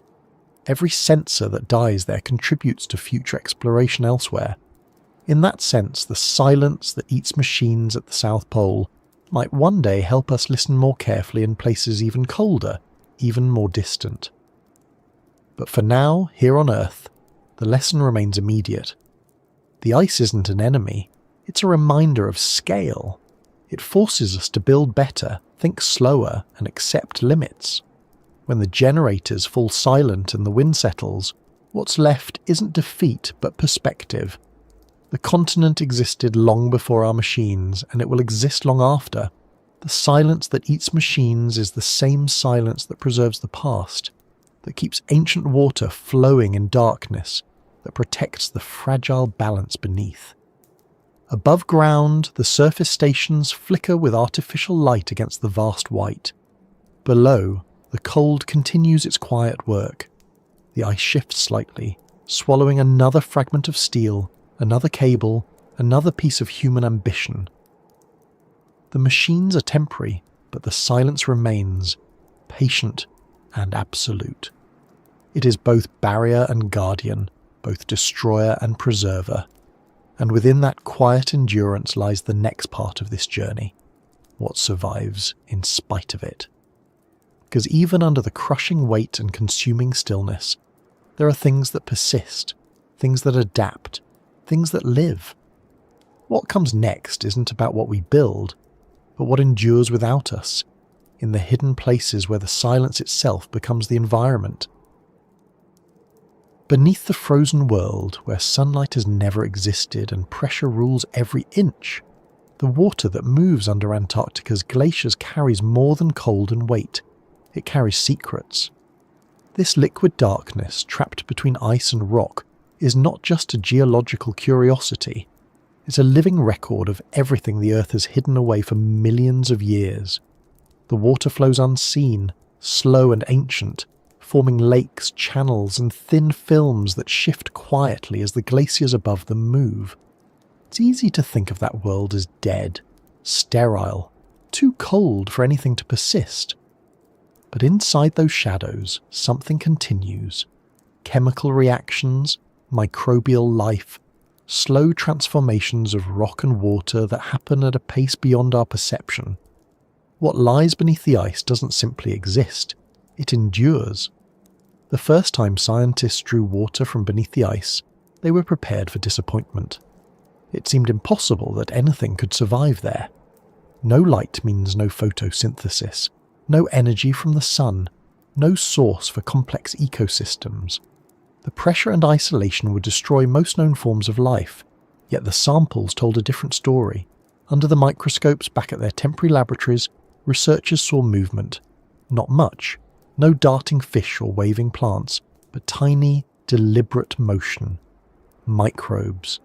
Alive, slow, almost unrecognizable. but unmistakably alive.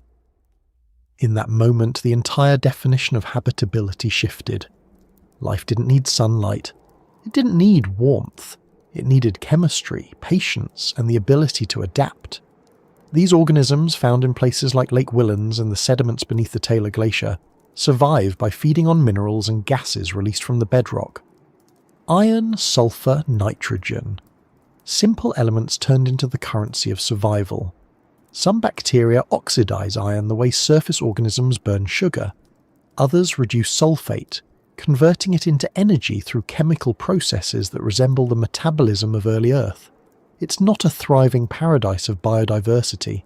It's a minimalistic, stripped-down world, efficient to the extreme. But it works. These microbes form self-contained communities, recycling every bit of resource they have, living in a chemical loop that has gone uninterrupted for millennia. What makes this remarkable isn't just that life exists there, but that it does so in total isolation. The water under Antarctica has been sealed from the surface for hundreds of thousands, sometimes millions of years. Whatever life exists within it has evolved separately, adapting to an environment of constant darkness and high pressure. These ecosystems might represent the closest living relatives to early microbial life on Earth, the kind that thrived before the planet had oxygen, before it had sunlight in the way we understand it. To study them is to peer backward into our own biological history. Every sample, every microbe, every trace of DNA recovered from those subglacial environments tells us something about the resilience of life itself. The search for these secrets is delicate work. Scientists can't simply drill down, scoop water, and bring it to the surface. The risk of contamination is too great. One bacterial cell from human skin could outcompete an entire native ecosystem. That's why the methods used are as careful as surgery. The drilling equipment must be sterilized with ultraviolet light and hydrogen peroxide. The water used for melting must be filtered, heated, and refiltered before it touches the borehole. Even then, the teams work in full sterile suits, mindful that a single mistake could undo decades of effort. The samples are sealed immediately, preserved at the temperature of their origin, and handled with gloves that never touch the air. Once the samples reach laboratories, the analysis begins with restraint. Scientists look for signatures first, chemical evidence of metabolism, traces of isotopic shifts that suggest biological activity. Only then do they attempt to culture the microbes, often failing because the organisms refuse to grow outside their native pressure and chemistry. The success stories are rare but profound. Each living cell recovered from beneath the ice represents an independent solution to survival. Different lakes and channels host different microbial communities shaped by the unique chemistry of their environments. Some rely on methane, others on ammonia, others on the slow dissolution of rock. Collectively, they form a mosaic of life that thrives without the conditions we once thought essential. The idea that such ecosystems exist has changed how scientists think about life elsewhere in the universe. When the Galileo spacecraft detected evidence of a subsurface ocean on Jupiter's moon Europa, researchers immediately thought of Antarctica. If microbes can survive under kilometers of ice here, shielded from the sun, then perhaps something similar exists there. The same applies to Saturn's moon Enceladus, which ejects plumes of water vapor from its frozen crust. The parallels are too strong to ignore. Antarctica has become a stand-in for alien oceans, a natural laboratory where the boundaries of biology are tested in real time. But the secrets beneath the glaciers aren't only biological. The water itself carries chemical stories written in its solutes and sediments. When meltwater flows over bedrock, it dissolves minerals, picking up elements that reveal the nature of the terrain below. By studying these traces, scientists can infer what kind of rock lies beneath, how it weathers under pressure, and how geothermal heat affects it. These clues are crucial because direct observation is nearly impossible. The chemistry of subglacial water serves as a proxy for geology, giving us a glimpse into the hidden structure of the continent. Some of those chemical signals hint at deep sources of heat, geothermal vents that might rise from fractures in the crust, releasing minerals into the lakes above. This heat doesn't melt the ice completely, but it maintains a stable liquid environment. It's another reason life might persist. The combination of geothermal warmth and chemical nutrients creates a rare pocket of stability in an otherwise frozen world. Every sample of subglacial water is a small piece of evidence that the earth beneath the ice is still active, still breathing heat into the cold. There's also the matter of the sediments at the bottom of these lakes. They're more than mud, they're archives. Each layer of sediment holds particles carried by water long before the ice arrived. Buried within them are fossilized traces of pollen, diatoms, and ancient DNA. These are remnants of Antarctica's warmer past, when the continent was part of Gondwana, covered in vegetation and flowing rivers. To drill into those sediments is to read the continent's biography, one that stretches from lush forests to frozen silence. The problem is that reaching them without contamination is almost as difficult as reaching the lakes themselves. Every sample is a compromise between curiosity and caution. Even without touching those sediments directly, researchers have learned a great deal from indirect evidence. Radar imaging shows how subglacial water pools and flows, carving invisible paths through the rock.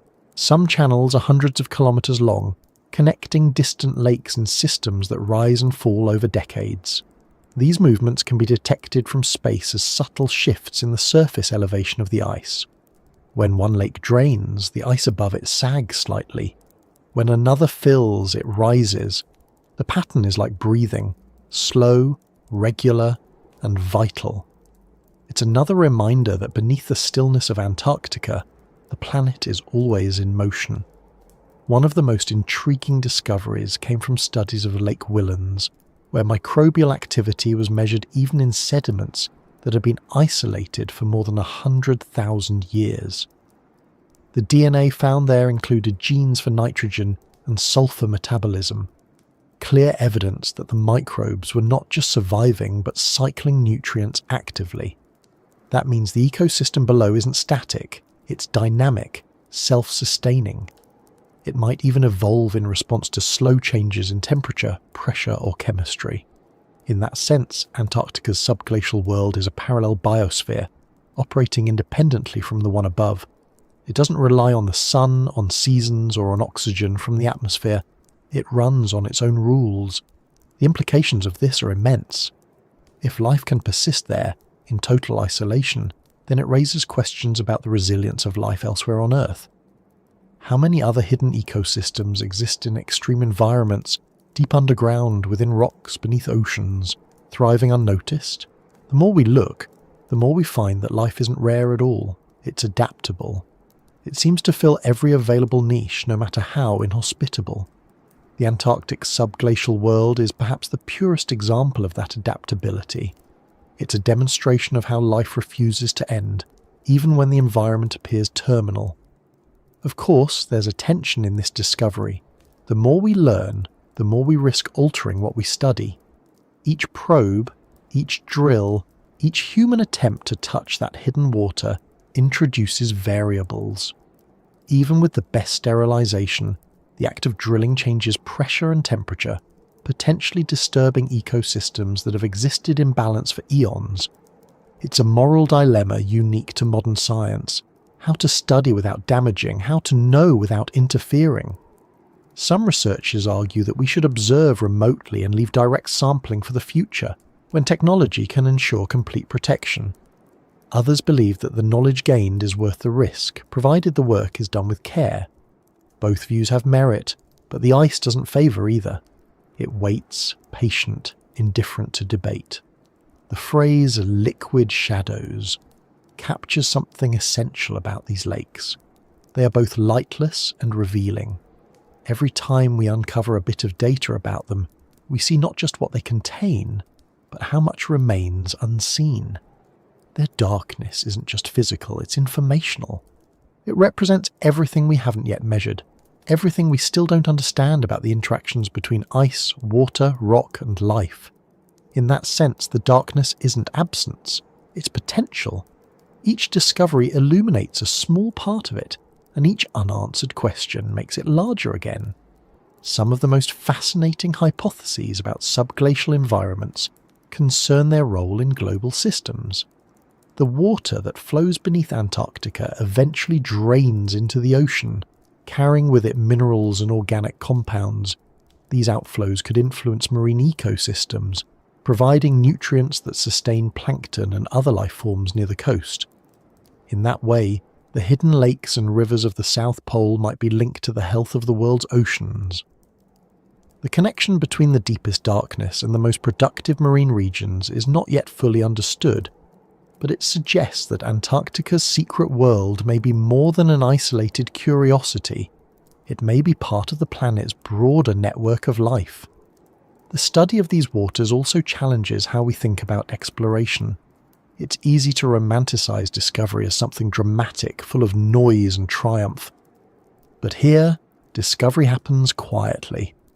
There's no rush of adrenaline, no roar of engines, just patient observation, careful calibration, and the faint satisfaction of seeing data that almost wasn't there. The scientists who dedicate their lives to this work understand that progress here is measured in microns and molecules. They may spend years preparing for a single sample, only to extract a few drops of water that hold an entire hidden history. The rewards are subtle but profound. Even the failures add depth to the story. A lost probe, a contaminated core, a frozen cable all become part of the record of how we've tried to reach this world. They are reminders of how delicate the balance is between human ambition and the natural systems that guard their secrets. The glaciers erase our tools, but not our intent. They remind us that exploration isn't always about success. Sometimes it's about persistence in the face of silence. Sometimes it's about learning how to listen differently. In the end, what we call secrets are really just truths we haven't earned yet. The ice holds them because it must, because its environment allows memory to exist without decay. The water moves quietly, keeping the past and present mixed together in perfect equilibrium. There's no malice in its secrecy, only the calm certainty of something that doesn't need to reveal itself. It's the same feeling that pervades every discovery in Antarctica, the sense that the planet doesn't owe us explanation, but that we owe it attention. And so, the story continues downward, from the microbes in their liquid shadows to the rivers that connect them. The journey under the ice is not a descent into stillness, but a deepening into motion. The hidden water flows, reshaping the rock beneath, carrying sediments, eroding, rebuilding. These invisible rivers link the lakes into vast subterranean systems, shifting slowly but constantly. They move like breath, pushing through cracks and channels, driven by the weight above and the heat below. To follow them is to trace the heartbeat of the frozen world, to understand how a continent can flow beneath its own silence. The rivers that move in darkness are the next part of this journey, where the frozen continent becomes fluid again, and the unseen world continues to write its story beneath our feet. Beneath the Antarctic ice, where pressure replaces gravity and sound is almost meaningless, there are rivers. They don't rush or sparkle. They don't roar or carve dramatic canyons like the rivers we know. They move in silence, in darkness, in intervals so slow they make time itself seem exaggerated. Scientists call them subglacial melt channels, but the term doesn't capture their reality. They are ghost rivers, streams of water that exist without ever being seen, tracing invisible routes across a landscape that no one has touched. They connect the hidden lakes, they carry sediments, they shift over decades and centuries, shaping the continent from below. They are the lifeblood of the ice sheet, though almost no one ever hears them flow. It took modern instruments to prove they were real. Before that, scientists assumed the base of Antarctica's ice sheet was mostly static, frozen solid. But as radar improved and satellites began to detect subtle movements in the ice, a new pattern emerged. Surface elevations rose and fell by meters, sometimes over just a few years, far too fast to be caused by accumulation or melting at the top. Something was moving below. When researchers compared these changes to radar maps, they found that lakes beneath the ice were filling and draining in cycles. That could only mean one thing: there were channels connecting them, and water was flowing between them under the pressure of the glacier itself.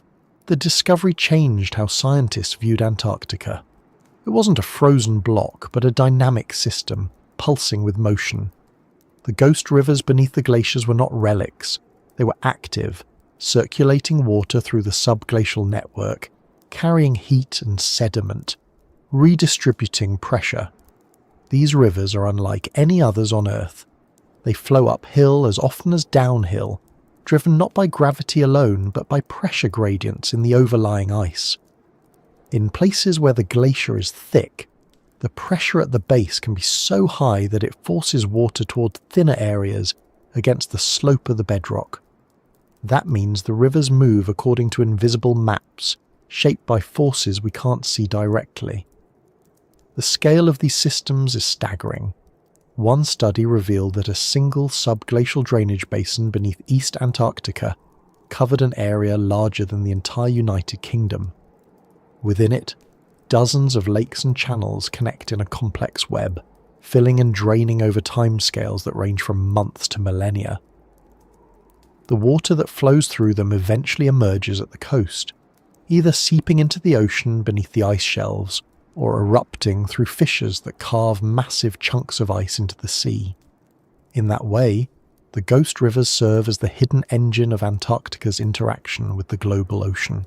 They regulate how heat and nutrients move between land and sea, how ice shelves gain or lose stability, and how the entire continent breathes through its frozen skin. But these rivers don't just move water, they move time. The sediments they carry are the remnants of ancient landscapes buried long before the ice arrived. Grains of crushed rock, fragments of fossilized life, traces of minerals, all are transported slowly through the subglacial system. When scientists sample meltwater emerging from beneath glaciers, they find chemical signatures that reveal the type of rock being eroded below. Those minerals tell stories of continents that existed when Antarctica was part of the supercontinent Gondwana. In some samples, traces of organic carbon suggest the remains of long-dead ecosystems recycled endlessly through pressure and flow. The ghost rivers are geochemical archives, carrying whispers of a world that vanished 30 million years ago. The movement of these rivers is subtle but powerful. They can reshape the base of the glacier by melting and refreezing ice along their paths. When meltwater flows through a tunnel at the base, it absorbs heat from friction and pressure. As that heat dissipates, the water can refreeze further downstream, depositing ice in layers that build new ridges and hills. Over time, this process sculpts the landscape beneath the ice, creating undulating plains and channels known as mega-scale glacial lineations. From above, radar detects them as ripples tens of kilometers long. They are the footprints of rivers that no one has seen, carved not in rock but in ice and sediment, shifting slowly under pressures that defy comprehension. Even the bedrock beneath these rivers is not still. Under the immense weight of the ice, it flexes, sinks, and sometimes rises. The movement happens over centuries, but its effects accumulate. As glaciers advance and retreat, they scrape the ground clean, expose new layers of rock, and redistribute sediments across the continent. When the ice retreats, the land begins to rebound, a process that continues long after the glaciers have moved on. In this way, Antarctica's ghost rivers don't just shape the present, they record cycles of destruction and renewal that stretch back millions of years. Each flow, each freeze, each slow shift adds another layer to the continent's long conversation with gravity and time. Because we can't see them directly, scientists use radar, gravity, and seismic waves to trace these rivers. Each technique provides a different kind of evidence. Radar bounces signals through the ice, revealing smooth surfaces where water collects. Gravity mapping detects slight changes in mass, indicating liquid movement. Seismic surveys listen for echoes that behave differently in wet and dry conditions. Combined, these tools create an indirect portrait of motion in darkness. But the image is always incomplete, always shifting. The rivers themselves are not constant. They migrate, branch, and disappear as pressure and temperature change. A river mapped one decade may no longer exist in the same form the next. The landscape below is alive in slow motion. That motion matters more than most people realize. The stability of the Antarctic ice sheet depends on what happens at its base. If the subglacial water flows efficiently, it can lubricate the ice, speeding its slide toward the sea.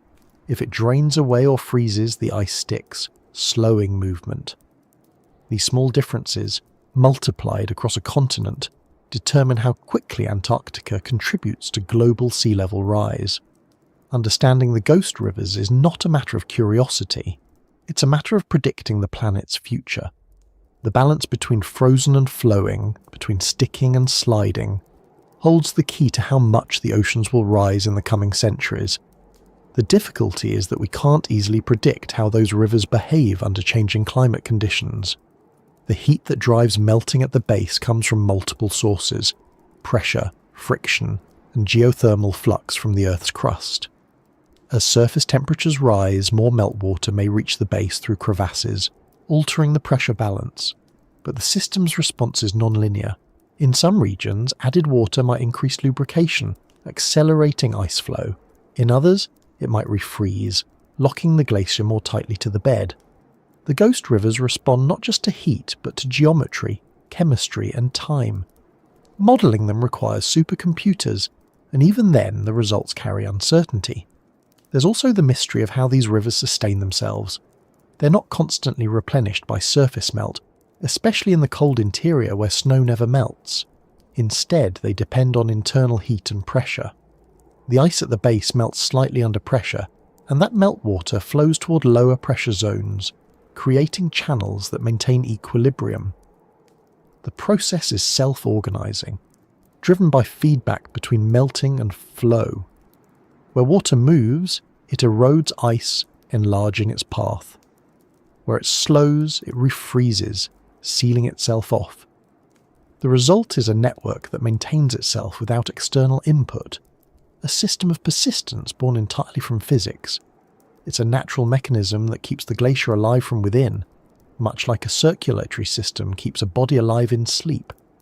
Some of these rivers connect to the ocean beneath the ice shelves, carrying meltwater that influences how seawater circulates under the floating ice. When warm ocean currents reach those points, they melt the ice from below, creating cavities and accelerating collapse. The interaction between subglacial rivers and the sea is one of the most important but least understood aspects of Antarctic dynamics. It's where the stability of the continent meets the energy of the ocean, a boundary so delicate that a small shift in salinity or temperature could change everything. Despite the complexity, the picture that emerges is one of balance. The ghost rivers aren't chaotic, they're structured by the rules of pressure and temperature. They form predictable patterns of drainage, responding to the topography of the bedrock and the thickness of the ice above. Over thousands of years, they carve routes that remain roughly stable, even as glaciers advance and retreat. In that stability lies continuity. The rivers beneath today's ice may trace paths once followed by rivers that flowed freely on the surface, back when Antarctica was temperate. The difference is that now they move unseen, carrying not water from rain but melt from ice, recycling the same molecules endlessly through darkness. If you could travel with one of these rivers, following its path from lake to ocean, the journey would defy expectation. It would begin in stillness, at the base of an ice sheet where the temperature hovers just below freezing. The water would be viscous, dense, carrying microscopic sediments that grind against the bedrock. You would pass through narrow channels only centimeters wide, then widen suddenly into broad, slow-moving tunnels tall enough to swallow buildings. The walls of ice would glow faintly from the pressure of their own existence, translucent but never transparent. The current would be sluggish, measured in millimeters per second, yet unstoppable. You would pass regions of absolute darkness, then areas where minerals spark faint reflections under artificial light. You would see the floor shift, rock and sediment sliding underfoot as the glacier creeps above, reshaping everything in its path. There would be no sound except the distant groaning of ice, the slow grinding of Earth's patience, and eventually you would reach the ocean not in a burst of light, but in a seamless blending of fresh and salt, ice and water, time and motion.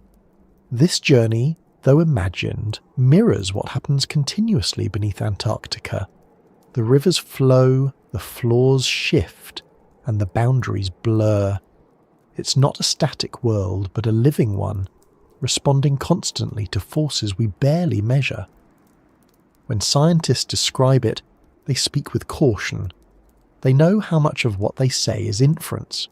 Every model they build, every equation they test, depends on assumptions about conditions that can't be verified directly.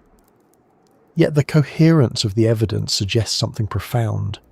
The ghost rivers beneath the ice are as fundamental to Antarctica's existence as its glaciers themselves.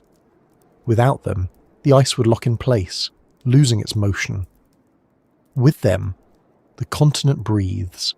The notion of a shifting floor adds another layer to this mystery. Under the glaciers, the ground itself is unstable. Some areas rest on sediment that behaves like soft clay, deforming easily under pressure. Others are anchored to bedrock that resists movement. As water flows through, it changes the balance of friction and weight, causing the ice above to slip or grip in different ways. These micro-movements can trigger large-scale consequences, such as sudden surges or collapses in glacier flow. In effect, the base of Antarctica is a moving puzzle, where every piece affects the next. The ghost rivers are the lubricant, the negotiators in the constant conversation between ice and rock. As researchers learn more, they begin to see Antarctica less as a frozen relic and more as a living machine, a complex system of interactions where even the slowest movements matter. The ghost rivers are part of its metabolism. They transfer heat, redistribute minerals and maintain balance. They're invisible but essential. Without them, the ice sheet would behave differently, perhaps catastrophically. With them, it endures, adjusting to stress with the patience of deep time. Still, the more we understand, the more fragile the picture becomes. The warming of the oceans and atmosphere threatens to disrupt this balance. As ice thins and the flow of subglacial water changes, the ghost rivers may accelerate, shifting patterns that have been stable for millions of years. That could destabilize the glaciers they support, leading to faster melting and sea level rise. The chain reaction would ripple outward, from the deep Antarctic interior to the coastlines of distant continents. It's a reminder that even the slowest systems are not immune to change, that even ghost rivers can shape the visible world. And yet, amid all that movement, there is still something unreachable about them. We can trace their paths, measure their effects, and model their behavior, but we can't watch them directly. We know them through absence, through echoes, through the way the ice above rises and falls. They are proof that some truths can be known only indirectly, inferred through patience and persistence. The ghost rivers exist not because we see them, but because everything around them moves in response to their hidden flow. In that sense, they are the perfect symbol for the world beneath the glaciers, a world defined not by what we can observe, but by what we can sense only through its consequences. The ghost rivers remind us that exploration isn't always about visibility. It's about connection, about the ability to read patterns in darkness and understand that even in silence, everything moves. Beneath Antarctica, water continues its ancient journey. The floors shift, and the weight above presses down in endless rhythm. The continent endures, alive with motion too slow to hear, but powerful enough to shape the planet. And as we listen to those faint signals, the story doesn't end, it deepens. Because the same forces that create those rivers also create resistance. The ice and water interact in ways that test the limits of endurance, not only for machines, but for the idea of exploration itself. The environment pushes back, reminding us that every attempt to reach it carries consequences. What happens next isn't just about what flows, it's about what resists, what pushes upward when the weight becomes too much. What happens when the frozen world defends itself against intrusion? There's a limit to how far we can push against Antarctica before it pushes back. The ice, for all its stillness, has a kind of memory. It remembers intrusion. It remembers heat. It remembers movement. Every probe, every borehole, every human attempt to go deeper stirs that memory. It's not a conscious resistance, of course, but it feels like one. The environment doesn't rage or retaliate in the way living things do. It simply obeys the physics that made it. But those same laws are unyielding. When we try to force our way in, the ice responds with pressure, with collapse, with silence. It closes holes, seizes machines, refreezes paths we've barely opened. It's not malice, it's equilibrium. The ice fights back because it has to. One of the first lessons scientists learn when working in the Antarctic interior is that everything here seeks its own balance. The temperature difference between the surface and the base, the pressure gradient across the ice sheet, the constant gravitational pull downward, all of it is held in a fragile harmony. Drilling into that system, even with the best technology, disturbs it. The warmth from machinery melts the surrounding ice, creating a thin layer of water that can refreeze almost instantly. Cables freeze in place, boreholes collapse under their own walls, instruments are crushed, sensors fail, data stops. What's most humbling is that this happens without drama. There's no explosion, no sudden break, just the quiet inevitability of ice reclaiming itself. The process is mechanical, not emotional, yet it's difficult not to feel a kind of personality in the way the ice resists. It behaves like something that knows its own boundaries. The moment a hole is drilled, it begins to close. The moment heat enters, it spreads, then dissipates, and the cold wins again. It's a battle already decided before it begins. The only variable is how long the interruption lasts before the glacier resets to its preferred state, undisturbed, sealed, and silent. Temperature is the most obvious enemy, but it's not the only one. Pressure is more ruthless. At the base of the ice sheet, where kilometers of frozen weight press down, the pressure exceeds 400 atmospheres. Every instrument must survive those conditions without deforming, leaking, or collapsing. Even a slight miscalculation in structural design can mean failure. The ice doesn't tolerate weakness. When an instrument fails, it fails completely, crushed into unrecognizable fragments. The glacier absorbs what's left and continues to flow as though nothing happened. The destruction is absolute but quiet. The same principle applies to human activity on the surface. Stations built on the plateau are constantly shifting, sinking, or being buried by snow. The ice doesn't just sit still, it moves outward toward the coast. Every building, every antenna, every vehicle is caught in that flow. At the South Pole Station, for instance, the entire structure must be jacked up periodically to stay above the rising snowdrifts. Old campsites disappear, swallowed by accumulation. What was a level floor one year becomes tilted the next. In time, everything man-made becomes temporary. Even the most carefully engineered structures are reminders that permanence here is an illusion. The ice claims everything eventually. The deeper scientists try to go, the more unpredictable the ice becomes. Layers within the glacier behave differently depending on temperature, crystal size, and impurity content. Some sections deform easily, others resist. These differences create stresses that accumulate invisibly until something gives way. Cracks form, shifting deep within the glacier, altering pressure distribution. When that happens, an entire drilling path can warp or close unexpectedly. Instruments that work perfectly one day stop the next. It's not failure in the conventional sense, it's adaptation. The glacier changes shape to maintain its internal balance, and our efforts to penetrate it simply get caught in that slow rearrangement. The ice also carries its own internal weather. Static charges build up as crystals rub against each other under immense pressure. Sudden releases can interfere with electronic signals or fry delicate sensors. Even magnetic instruments suffer. Compass readings become unreliable. Communication lines generate noise that seems to come from nowhere. The glacier hums, clicks, and crackles in frequencies too low for human hearing. It's a living field of physics, constantly shifting, constantly active. Every attempt to measure it reveals how much more there is to measure. Then there's the issue of contamination, not from what we bring, but from what we disturb. The lower layers of the ice contain gases, particles, and microbes sealed away for millions of years. When we drill, those materials can be released, mixing ancient and modern environments in unpredictable ways. A borehole isn't just a tunnel.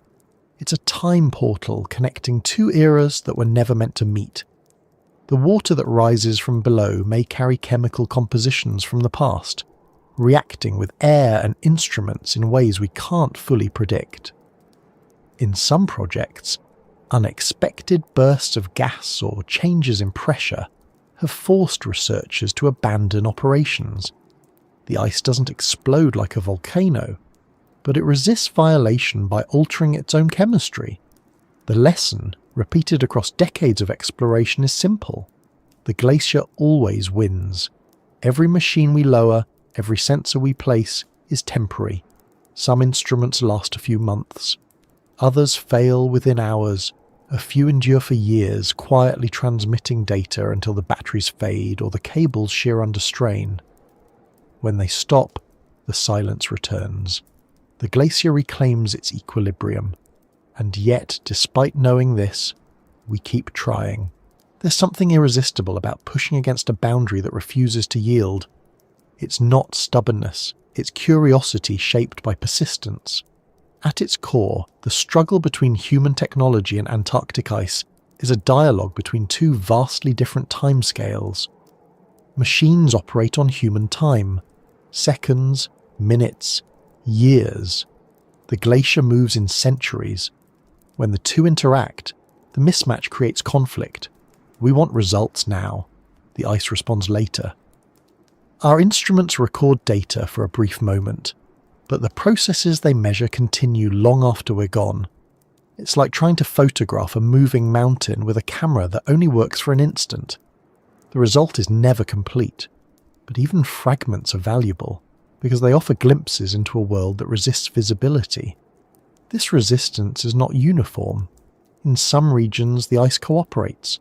Smooth, predictable, easy to model. In others, it becomes chaotic.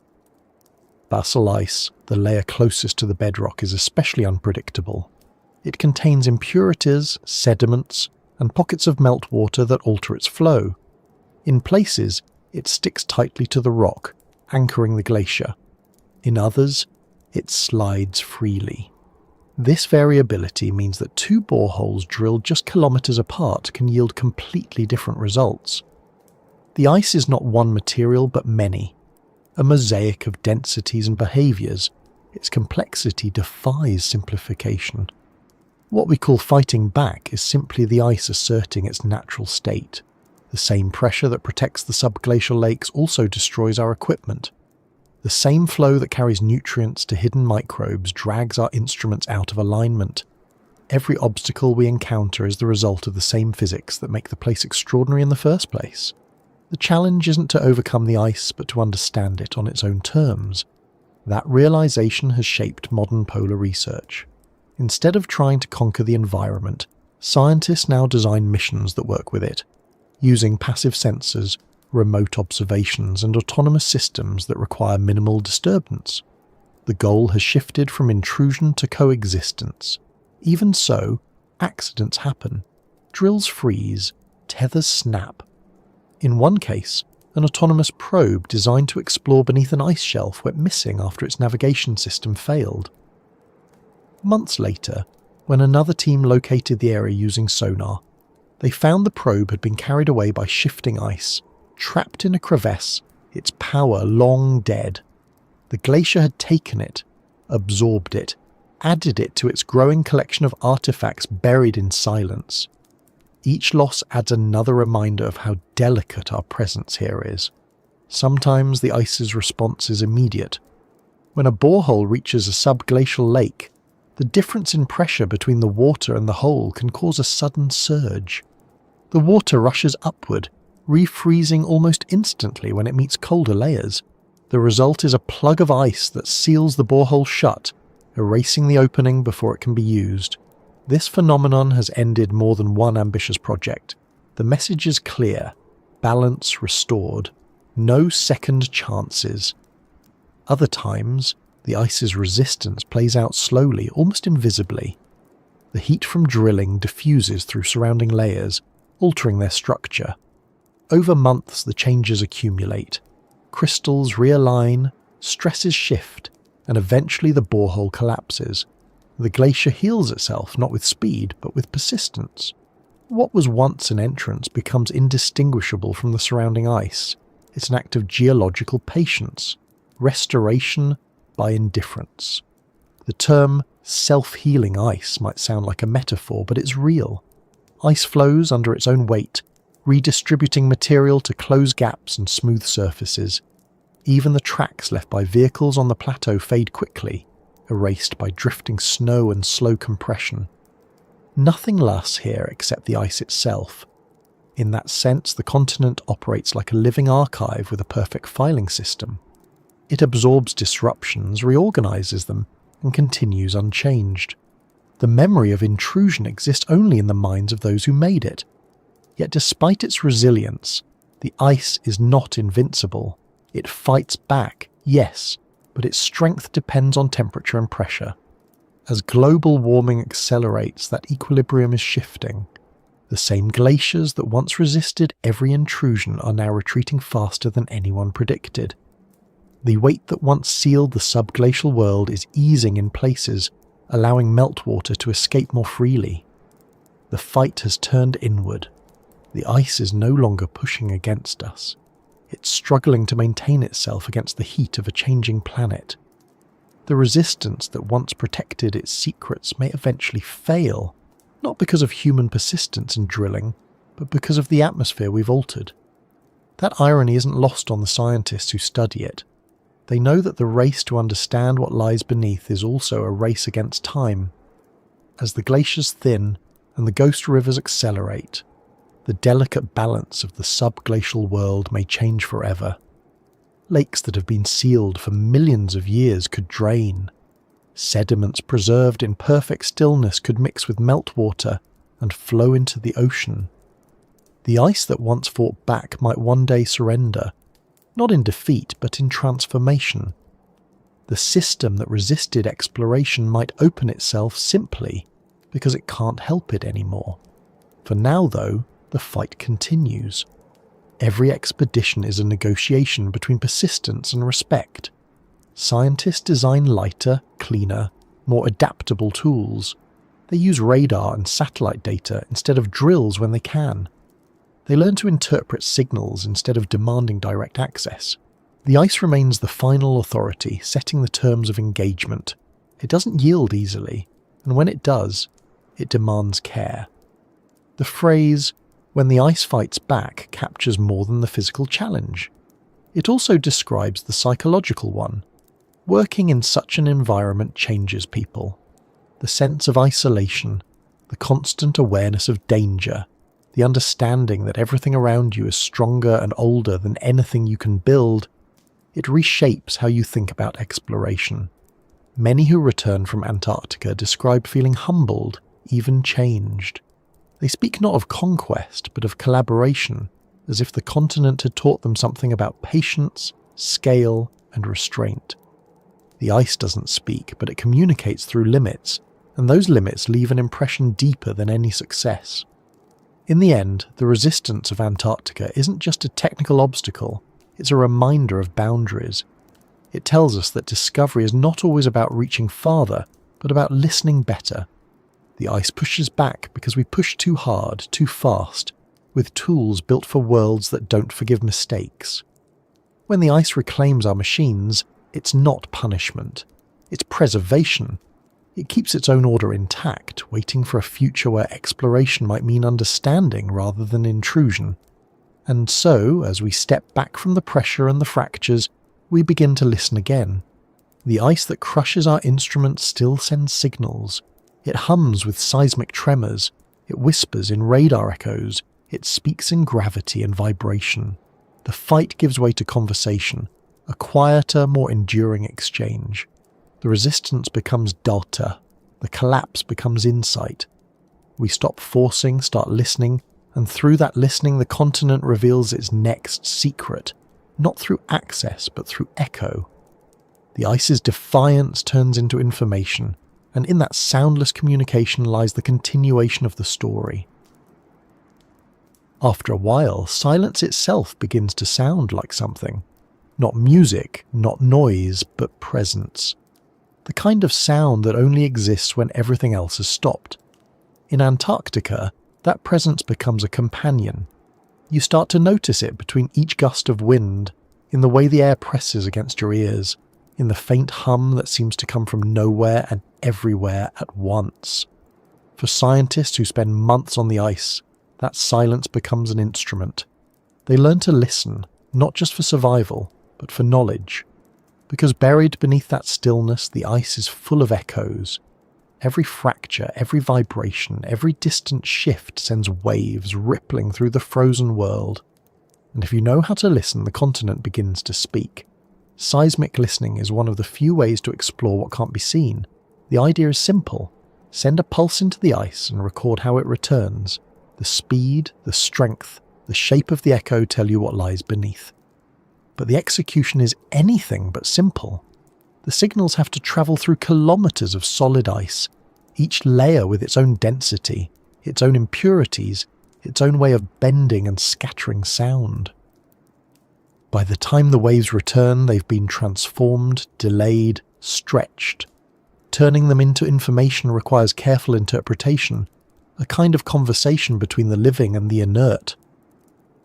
The first seismic experiments in Antarctica began decades ago, long before we had satellites to map the continent. Scientists used explosives buried in snow to send vibrations downward. The echoes that came back revealed a world no one had imagined. Mountain ranges buried under ice, deep basins filled with sediments, massive valleys where water once flowed. It was like hearing the voice of a hidden continent. Those early measurements were crude, noisy, but they showed that Antarctica was not a uniform sheet. It had structure, depth, and history. Each echo was a glimpse of a forgotten geography, a reminder that what looks static from above is anything but beneath. Modern instruments have made those echoes clearer. Instead of explosives, scientists now use vibroseis trucks, machines that shake the ground in controlled patterns, or arrays of sensors that detect natural vibrations from the Earth itself. These passive recordings capture the constant tremor of the planet, the micro-earthquakes, the creaks of shifting ice, even the low-frequency hum of ocean waves hitting distant shores. Antarctica is never completely still. It's just that its movements happen in a register below our hearing. Seismic sensors translate those inaudible motions into patterns we can read. The result is a portrait of the ice that's as dynamic as it is beautiful. Beneath the surface, the echoes reveal folds and fractures, ridges and plains, all sculpted by pressure and flow. Some areas ring like hollow chambers, suggesting hidden lakes or voids. Others return dull, thick echoes where ice and rock are fused tightly together. Each signal tells a story of movement and resistance, of flow and fracture. Scientists map these echoes over vast distances, building three-dimensional models that let them visualize the shape of the continent under the ice. But even with the best data, interpretation remains partly an act of imagination. The ice never gives up its full detail. It only allows approximations. Among the most fascinating discoveries from seismic mapping is the existence of buried mountain ranges. The Gamburtsev Mountains, for instance, hidden beneath more than 2 kilometers of ice in East Antarctica. When scientists first detected them, they were stunned. The range stretched for about 1,200 kilometers, as tall and rugged as the Alps. Yet it had been completely invisible. No one had ever seen a single peak. The echoes that revealed it were faint and fragmented, requiring years of analysis to piece together. It was like reconstructing an entire world from whispers. Those mountains may have been the nucleus around which the Antarctic ice sheet first formed. In that sense, they are the continent's spine, preserved in perfect secrecy for 30 million years. Listening to Antarctica isn't limited to seismic waves. Radar echoes play a role too, bouncing high-frequency signals off internal layers of the ice. These reflections reveal patterns that correspond to snowfall history, deformation, and flow. Some of the layers are remarkably continuous, stretching across thousands of kilometers, preserved like pages in a transparent book. Others are distorted or erased, showing where the ice has flowed faster or melted internally. Each layer is a record of climate and movement, a frozen chronicle of the planet's atmosphere written year after year. The echoes from radar instruments turn the ice into an archive, one that records both its own behaviour and the world above it. But not all echoes come from instruments. Some come from the ice itself. As glaciers move, they crack and grind against the rock below, releasing acoustic energy. These natural sounds, called ice quakes, are recorded by seismic networks as sharp pulses. They reveal when and where the ice is slipping, how fast it's moving, and how stress builds up within it. Thousands of such events happen every day across Antarctica, forming a symphony of motion that no one can hear unaided.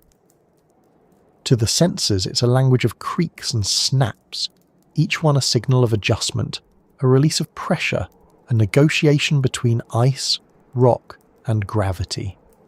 In one sense, these echoes are evidence of a living system. The ice is not passive.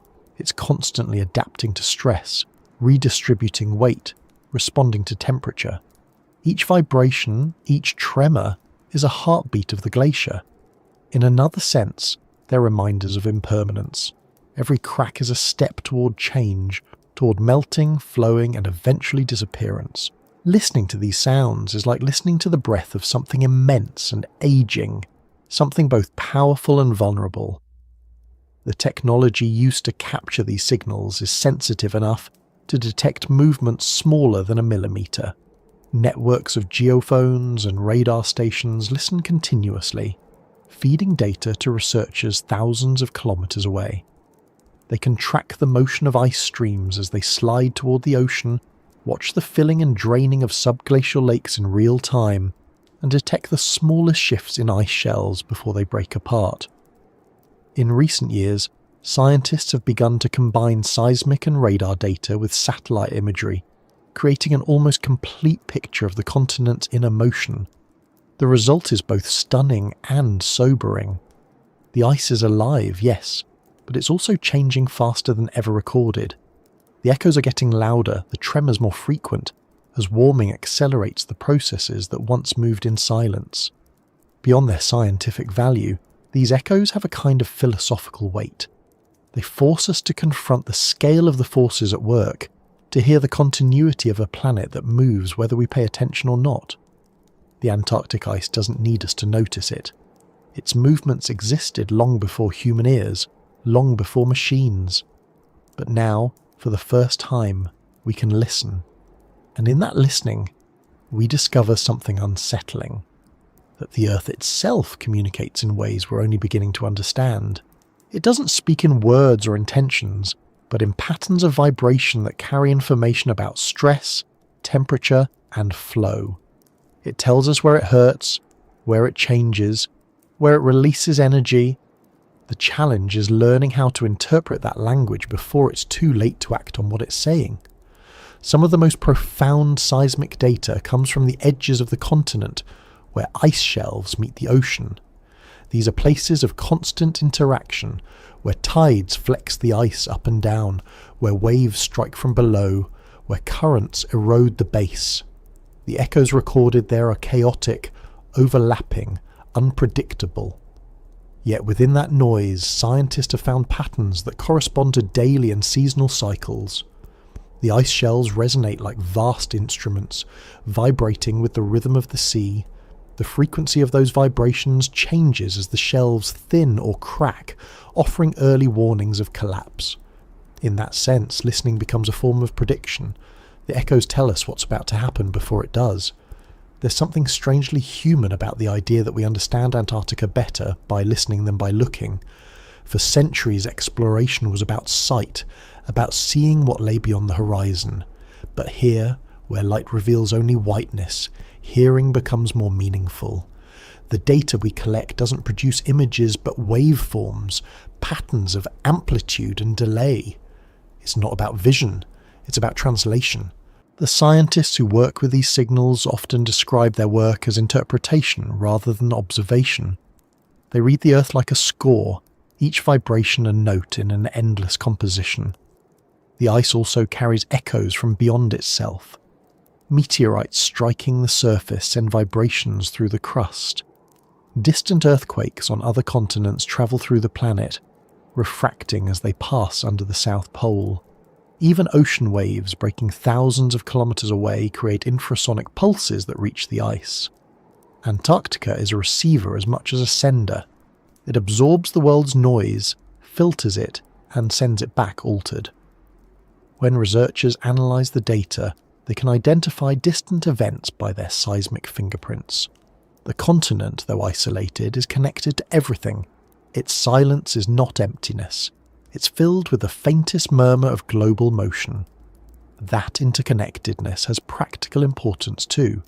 Seismic networks in Antarctica contribute to global monitoring systems that detect nuclear tests, track earthquakes, and study Earth's interior.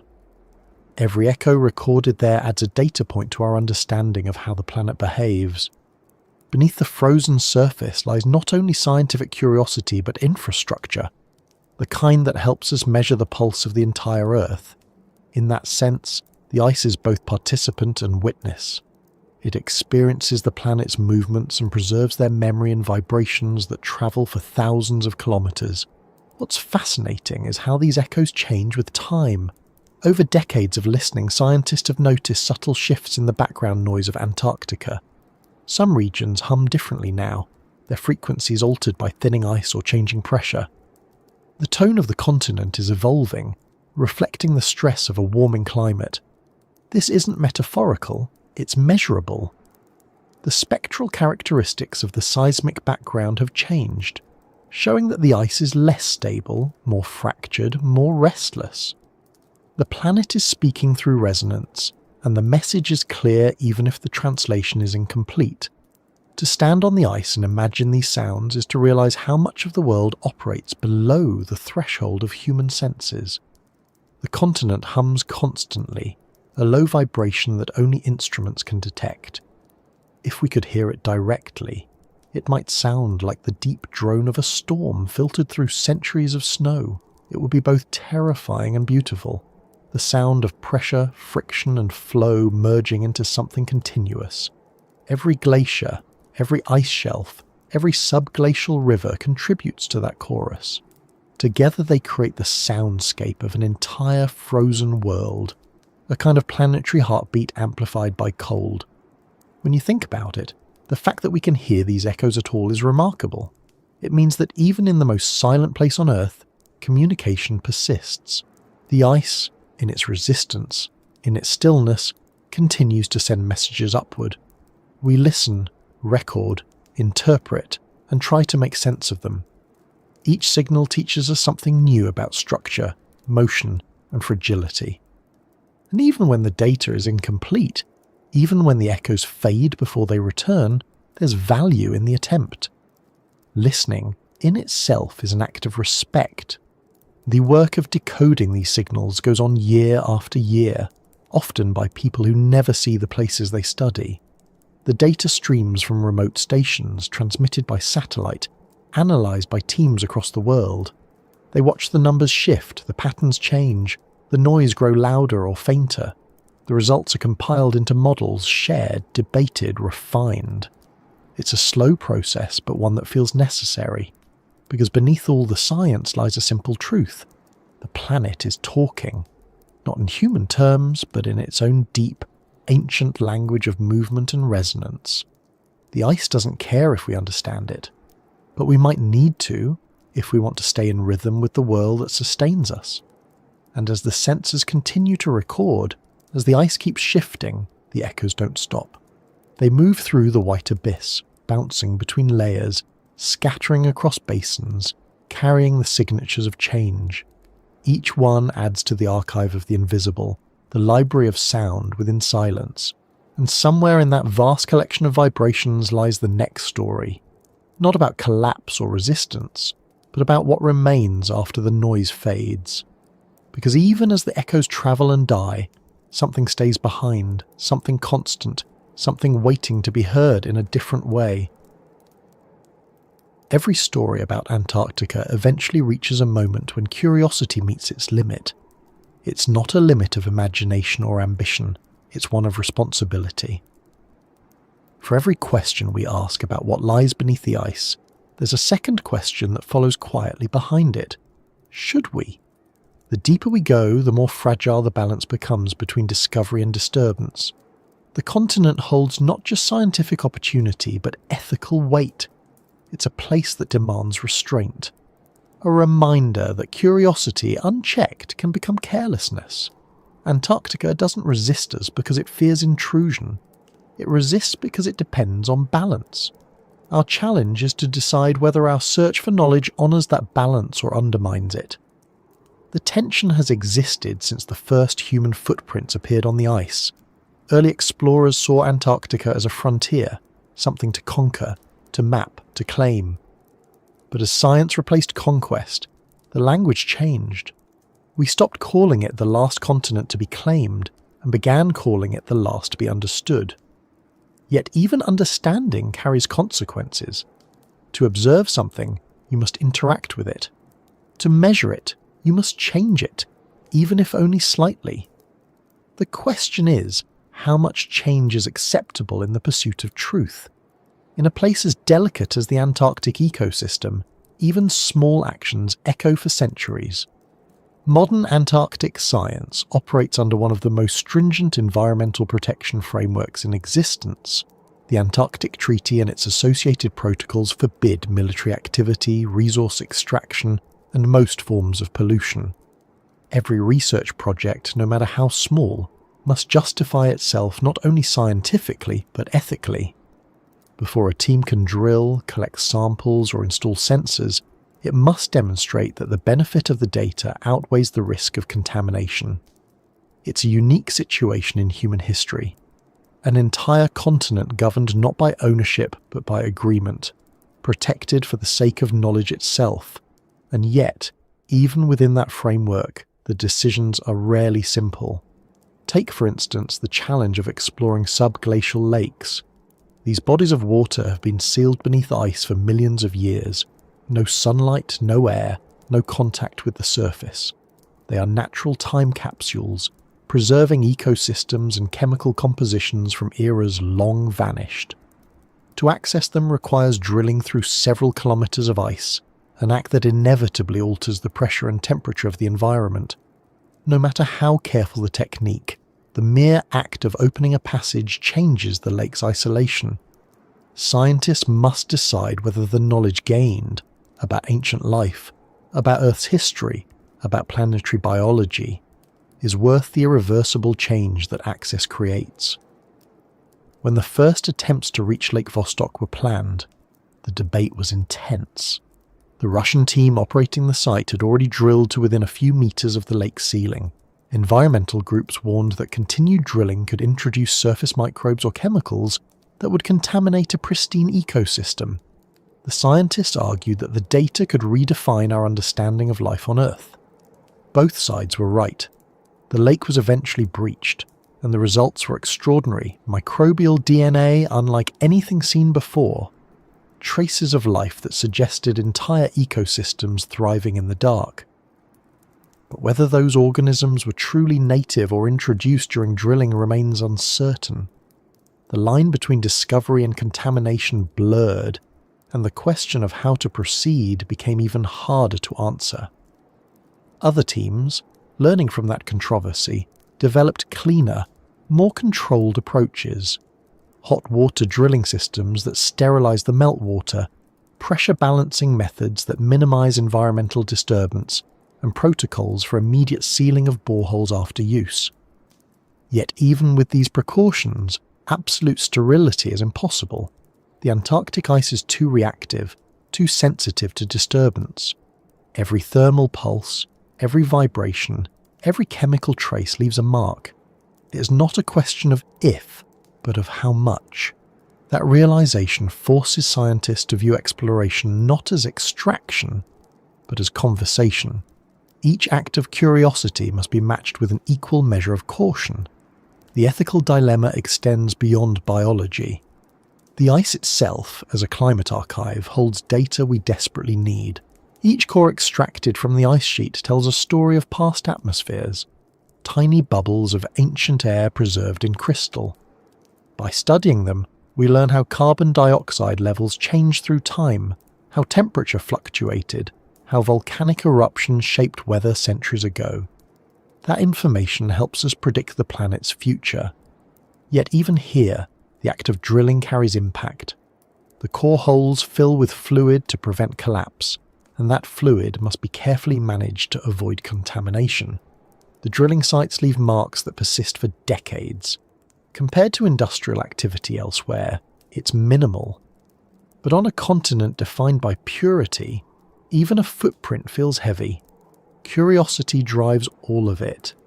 It's the instinct that built science in the first place, the desire to understand how things work, to explain what lies beyond sight. Without it, there would be no discovery, no progress, no comprehension of the forces that shape our world. But curiosity alone is not enough. It needs boundaries, not to suppress it, but to refine it. Caution transforms curiosity from impulse into insight. Without caution, exploration becomes extraction. Without curiosity, caution becomes paralysis. The fragile line between them is where responsible science lives. For the people who work there, this balance is personal. Scientists in Antarctica are not thrill seekers or adventurers. They are custodians of the unknown. They wake up knowing that their actions may leave marks invisible now but significant later. They handle ice cores with gloved hands, sterilize every tool, monitor every emission. The rules aren't bureaucratic, they're moral. When they lower a sensor into a borehole or sample air trapped for 1,000,000 years, they're aware that they are the first and possibly the last humans to touch that piece of time. That awareness carries both awe and responsibility. Even communication about discoveries must tread carefully. The public wants excitement, revelation, bold headlines about new life beneath the ice. But scientists know how fragile those claims can be. Contamination, misinterpretation, incomplete data. Any of these can undo years of careful work. So they speak with restraint, even when the results are extraordinary. The language of Antarctic research is often understated, deliberately cautious. Behind every press release lies a quieter truth. Discovery here is fragile, conditional, temporary. The more we know, the more we recognize how much we might never be able to touch without changing forever. This careful approach extends to planning as well. Before any mission begins, environmental assessments are conducted to predict potential impacts. How will drilling affect local ice flow? Could fuel or heat alter subglacial chemistry? What are the chances of introducing contaminants? Teams simulate these scenarios in controlled environments before committing to real operations. It's not about perfection, it's about accountability. Each decision acknowledges the possibility of harm and attempts to minimize it. That awareness, built into the culture of Antarctic science, is what keeps the balance intact. And yet, there are moments when the balance wavers. Funding pressures, competition, and national pride can nudge decisions toward risk. The allure of being first to reach a lake, first to find new life, first to map a hidden valley, can overshadow caution. The ice doesn't care about firsts, but humans do. The challenge is keeping that ambition aligned with responsibility. The Antarctic Treaty has helped, enforcing cooperation over competition. Data is shared, research is open, and discoveries belong to everyone. Still, the temptation remains. The more inaccessible a secret seems, the greater the desire to uncover it. The question, again and again, is how to satisfy that desire without crossing the line from respect to disruption. There's also a deeper philosophical side to this tension. When we say we want to know what's beneath the ice, what do we actually mean? Is knowing the same as touching, as sampling, as seeing directly? Or can knowledge come from inference, from listening to echoes, from interpreting patterns, from understanding without intrusion? The shift from physical exploration to remote sensing marks more than technological progress. It represents a change in mindset. It suggests that maybe the most ethical form of curiosity is the one that doesn't insist on contact, the one that listens instead of reaching. That idea resonates beyond science. The fragile line between curiosity and caution exists in every human endeavour, between invention and destruction, between progress and preservation. Antarctica just makes it visible. The continent functions like a mirror, reflecting back our behaviour at its most extreme. It shows us what happens when we approach something fragile with tools designed for conquest. It forces us to slow down, to measure not just what we do, but why we do it. It reminds us that knowing everything is not the same as understanding everything. Sometimes leaving something untouched is an act of deeper respect. Still, curiosity doesn't vanish because caution exists. It adapts. Scientists develop non-invasive techniques, drone imaging, satellite interferometry, ice-penetrating radar. These methods allow us to see through the ice without breaking it. They transform exploration from direct contact to remote connection. The data may be less immediate, but it's cleaner, safer, more sustainable. In a way, it's the next evolution of exploration, discovery without disruption. The more we refine these methods, the closer we get to understanding without altering. It's a kind of harmony between human ingenuity and natural endurance. The balance is also personal for those who spend years analysing samples in distant laboratories. They know that every vial of meltwater, every particle of sediment, represents a moment of intrusion.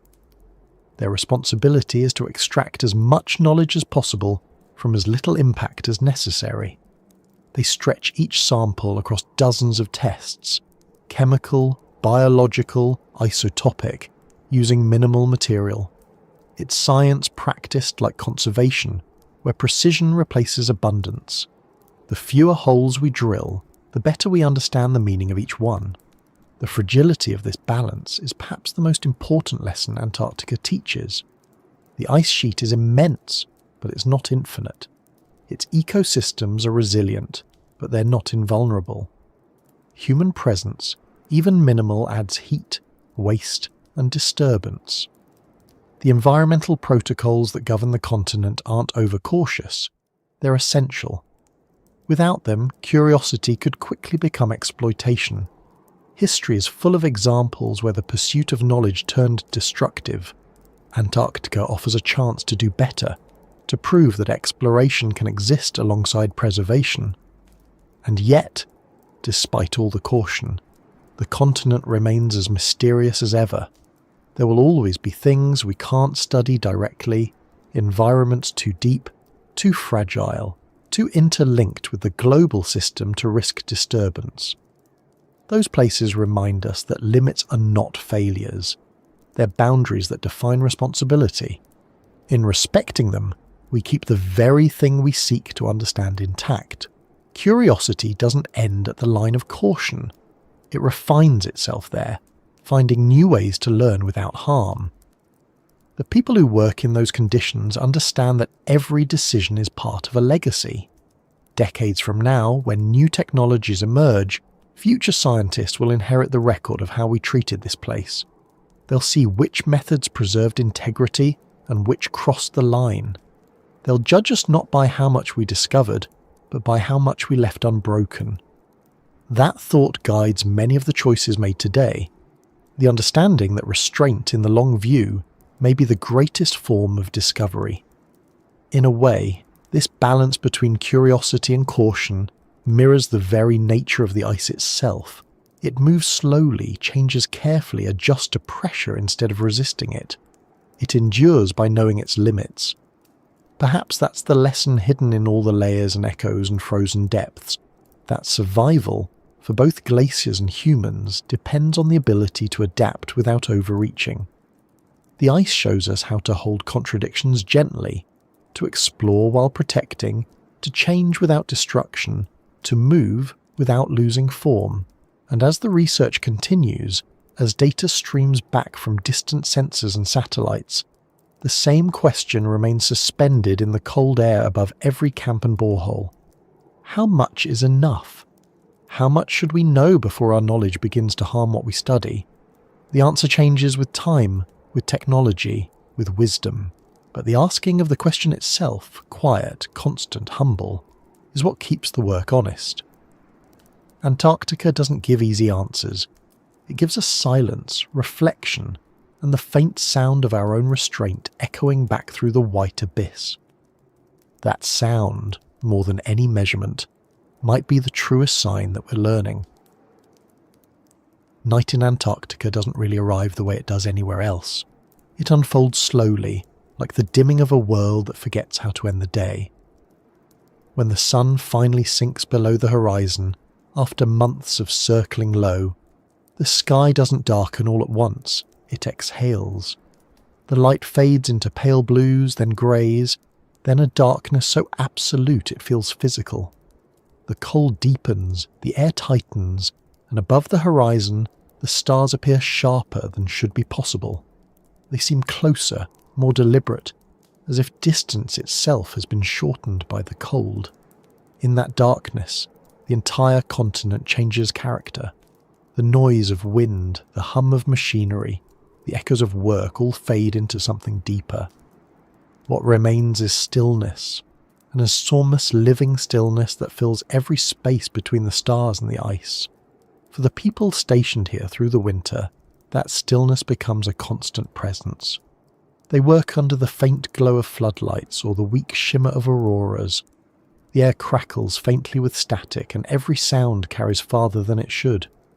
The snow crunches like glass under boots, and even breathing feels amplified. But when the generators stop for maintenance, when everything goes quiet, the silence becomes so total that it borders on otherworldly. It's not the absence of sound, it's the complete suspension of it, as if the air itself has frozen. You can stand outside the research station surrounded by nothing but horizon and sky, and feel as though the planet has paused. There's no motion visible, no life, no signal of time, just the weight of stars above and the patient presence of ice below. That stillness isn't empty, though. It's full of movement too slow to see. Beneath the frozen surface, the glaciers continue their crawl, pressing forward by centimetres each year. The hidden rivers flow, the lakes shift, the sediments settle. The earth beneath the ice remains active, breathing geothermal warmth upward in faint, steady pulses. Even in the middle of winter, when surface temperatures fall below -70, that deep motion continues. The silence is not death, it's persistence. Everything that lives or moves here does so quietly, almost invisibly. The stillness isn't the absence of life, it's the form life takes when noise would cost too much energy. Above the ice, the stars perform their own kind of motion. The air is so dry and clear that light travels without scattering, and constellations you've seen all your life appear altered, sharper, almost alien. Astronomers say there's no better place on Earth to study the cosmos. The lack of moisture means infrared telescopes can see deeper into space, detecting wavelengths that are absorbed elsewhere. The thin, stable atmosphere makes stars shimmer less, giving clarity unmatched by any observatory outside space. From the South Pole, the universe seems closer not because it's changed, but because we're seeing it through the purest lens possible, one made of air so cold and clean that it adds nothing of itself. There's a strange symmetry in that. Beneath our feet, a hidden world we can't see, and above our heads, an open one that reveals itself completely. The ice conceals, the sky reveals. Between them stands the human observer, caught between curiosity for what's below and awe for what's above. The stillness holds both directions together, the deep time of the glacier and the deep space of the stars. In that silence, the distance between past and future, between Earth and universe, seems to collapse into a single moment of awareness. It's the kind of realization that happens only here, where nothing interrupts thought except the occasional creak of shifting ice or the faint hiss of breath freezing in the air. Scientists who winter at the South Pole often describe that season as both the most isolating and the most clarifying experience of their lives. Days blur into nights, then back into days, until time becomes meaningless. The mind adapts to a world where light and darkness no longer follow familiar rules. In that state, work becomes rhythm rather than schedule. People measure progress not in hours but in data collected, instruments maintained, tasks completed before frostbite sets in. Between those moments, there's the long quiet of waiting. Waiting for transmissions, for measurements, for the slow unfolding of results that will take years to interpret. The pace of life slows to match the pace of the continent. Even thought feels deliberate, unhurried. It's as if the environment trains patience into every person who enters it. At night, when the wind subsides and the temperature drops to extremes that metal can't endure, some step outside simply to look up. There's no reason beyond the human impulse to witness something vast. The Milky Way cuts across the sky like a frozen river of light. Satellites drift silently, tracing faint paths. The auroras move above, slow waves of green and violet folding through the sky, their light reflecting faintly on the snow. Watching them feels less like seeing motion and more like watching energy think. It's not spectacle, it's presence. The atmosphere, the magnetic field, the solar wind, all interacting in real time, silent, perfect. In those moments, the stillness beneath the stars becomes more than physical.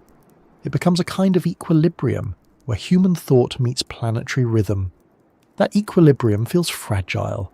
You sense how easily it could be broken by a generator starting up, by a radio crackling to life, by a gust of wind carrying snow across the lights. But while it lasts, it's absolute. The body feels smaller under that much sky, the mind quieter under that much weightless brilliance. For those who live here, the experience changes how they think about the planet. The realization sets in that Earth is not a collection of separate places, but a single, continuous system. The cold of Antarctica connects to the humidity of the tropics.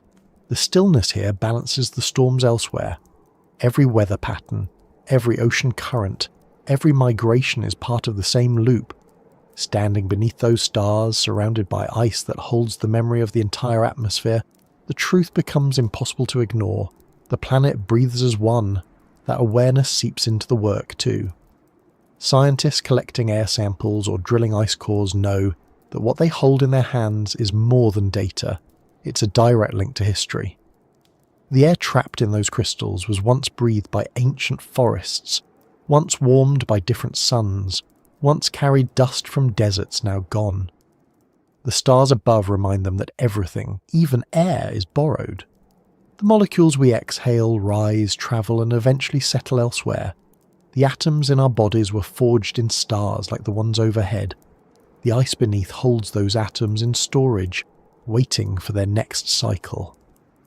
The stillness of Antarctica is not just environmental, it's cosmic.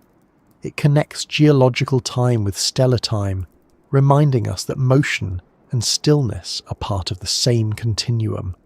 Even in that grandeur, there's fragility. The ice beneath is changing, melting in places unseen. The stars above remain constant, but the world beneath them warms. The stillness we experience is temporary, a balance maintained by forces under strain. Every whisper of wind that passes over the plateau carries dust from melting coasts, a reminder that the frozen silence is part of a dynamic system responding to what we do elsewhere. The sky may look eternal, but the ground beneath it is restless. The stars bear witness as the ice begins to move faster, as the temperature inches upward, as the boundaries of the possible shift. For those living through these changes in real time, the tension between serenity and urgency defines their days. They work surrounded by beauty but driven by concern. Every measurement matters. Every echo recorded, every snow sample analysed, contributes to understanding a planet that's revealing its limits. In that sense, the stillness beneath the stars isn't just a refuge, it's a responsibility. It's the calm before decisions that affect everything. The researchers who stand on this frozen plateau know that their work may one day inform how humanity responds to its own influence. The silence they live in becomes part of a conversation that stretches across nations, decades, and generations. And yet, the beauty remains undeniable. Even with the knowledge of change, even with the weight of global consequence, there are moments of pure awe that pierce through thought, a sudden flare of light in the sky, the sound of distant ice cracking, rolling like thunder across the emptiness, the faint outline of mountains glowing under moonlight. These moments remind them why they came, to understand, to bear witness, to be part of something larger than themselves. The stillness isn't just external, it moves inward, settling in the mind as quiet clarity. Inside the research stations, where warmth and light provide small islands of comfort, people create rhythms to match the endless night. Meals become ceremonies, conversations stretch for hours, laughter fills the corridors with a fragile warmth. Outside, the temperature might kill within minutes, but inside there's life, persistence, connection. The contrast is constant. The extremes of isolation and community, of vast emptiness and close companionship. That contrast mirrors the larger balance between curiosity and caution, between exploration and restraint. The people who live here carry both within them, the urge to uncover what's hidden and the awareness of how easily it can be lost. From orbit, satellites capture images of the continent at night, a dark expanse with only a few pinpoints of light where stations operate. Those faint glows are the only signs of human presence on a landmass larger than Europe. The rest is shadow and reflection. From above, it looks like another world, untouched except for the thin halo of atmosphere shimmering at the edge of the Earth. The view underscores what everyone on the ground already feels, that Antarctica is both part of the planet and separate from it, both home and frontier. The stillness beneath the stars is not isolation. It's continuity expressed in quiet form. There's a moment, just before dawn returns after months of darkness, when the horizon begins to glow faintly. The stars fade one by one, as if retreating into the background. The temperature doesn't rise, but the light shifts, turning the snow a shade of pale gold that feels almost warm. For those who have endured the long night, it's not just sunrise, it's renewal. The world begins to move again, slowly, cautiously. The silence thins, replaced by the faint hum of activity, by radio chatter, by the rhythm of engines coming back to life.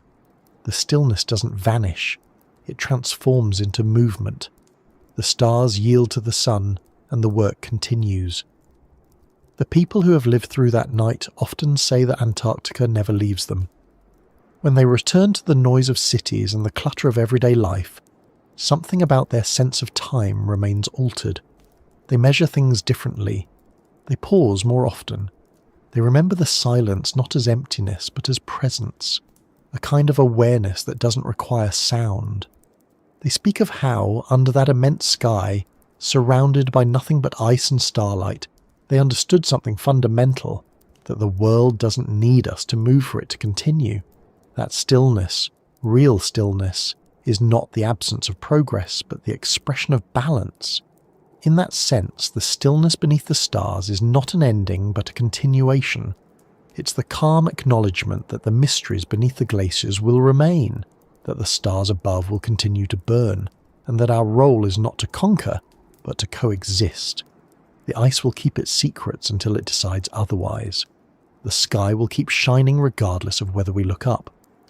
And between them, for a brief moment in history, we stand, listening, learning, remembering what it means to share a world that moves and rests all at once. The stillness beneath the stars is not silence, it's harmony. It's the sound of balance holding for now, between curiosity and caution, between change and endurance, between what we know and what we never will. It's what the world sounds like when it remembers itself.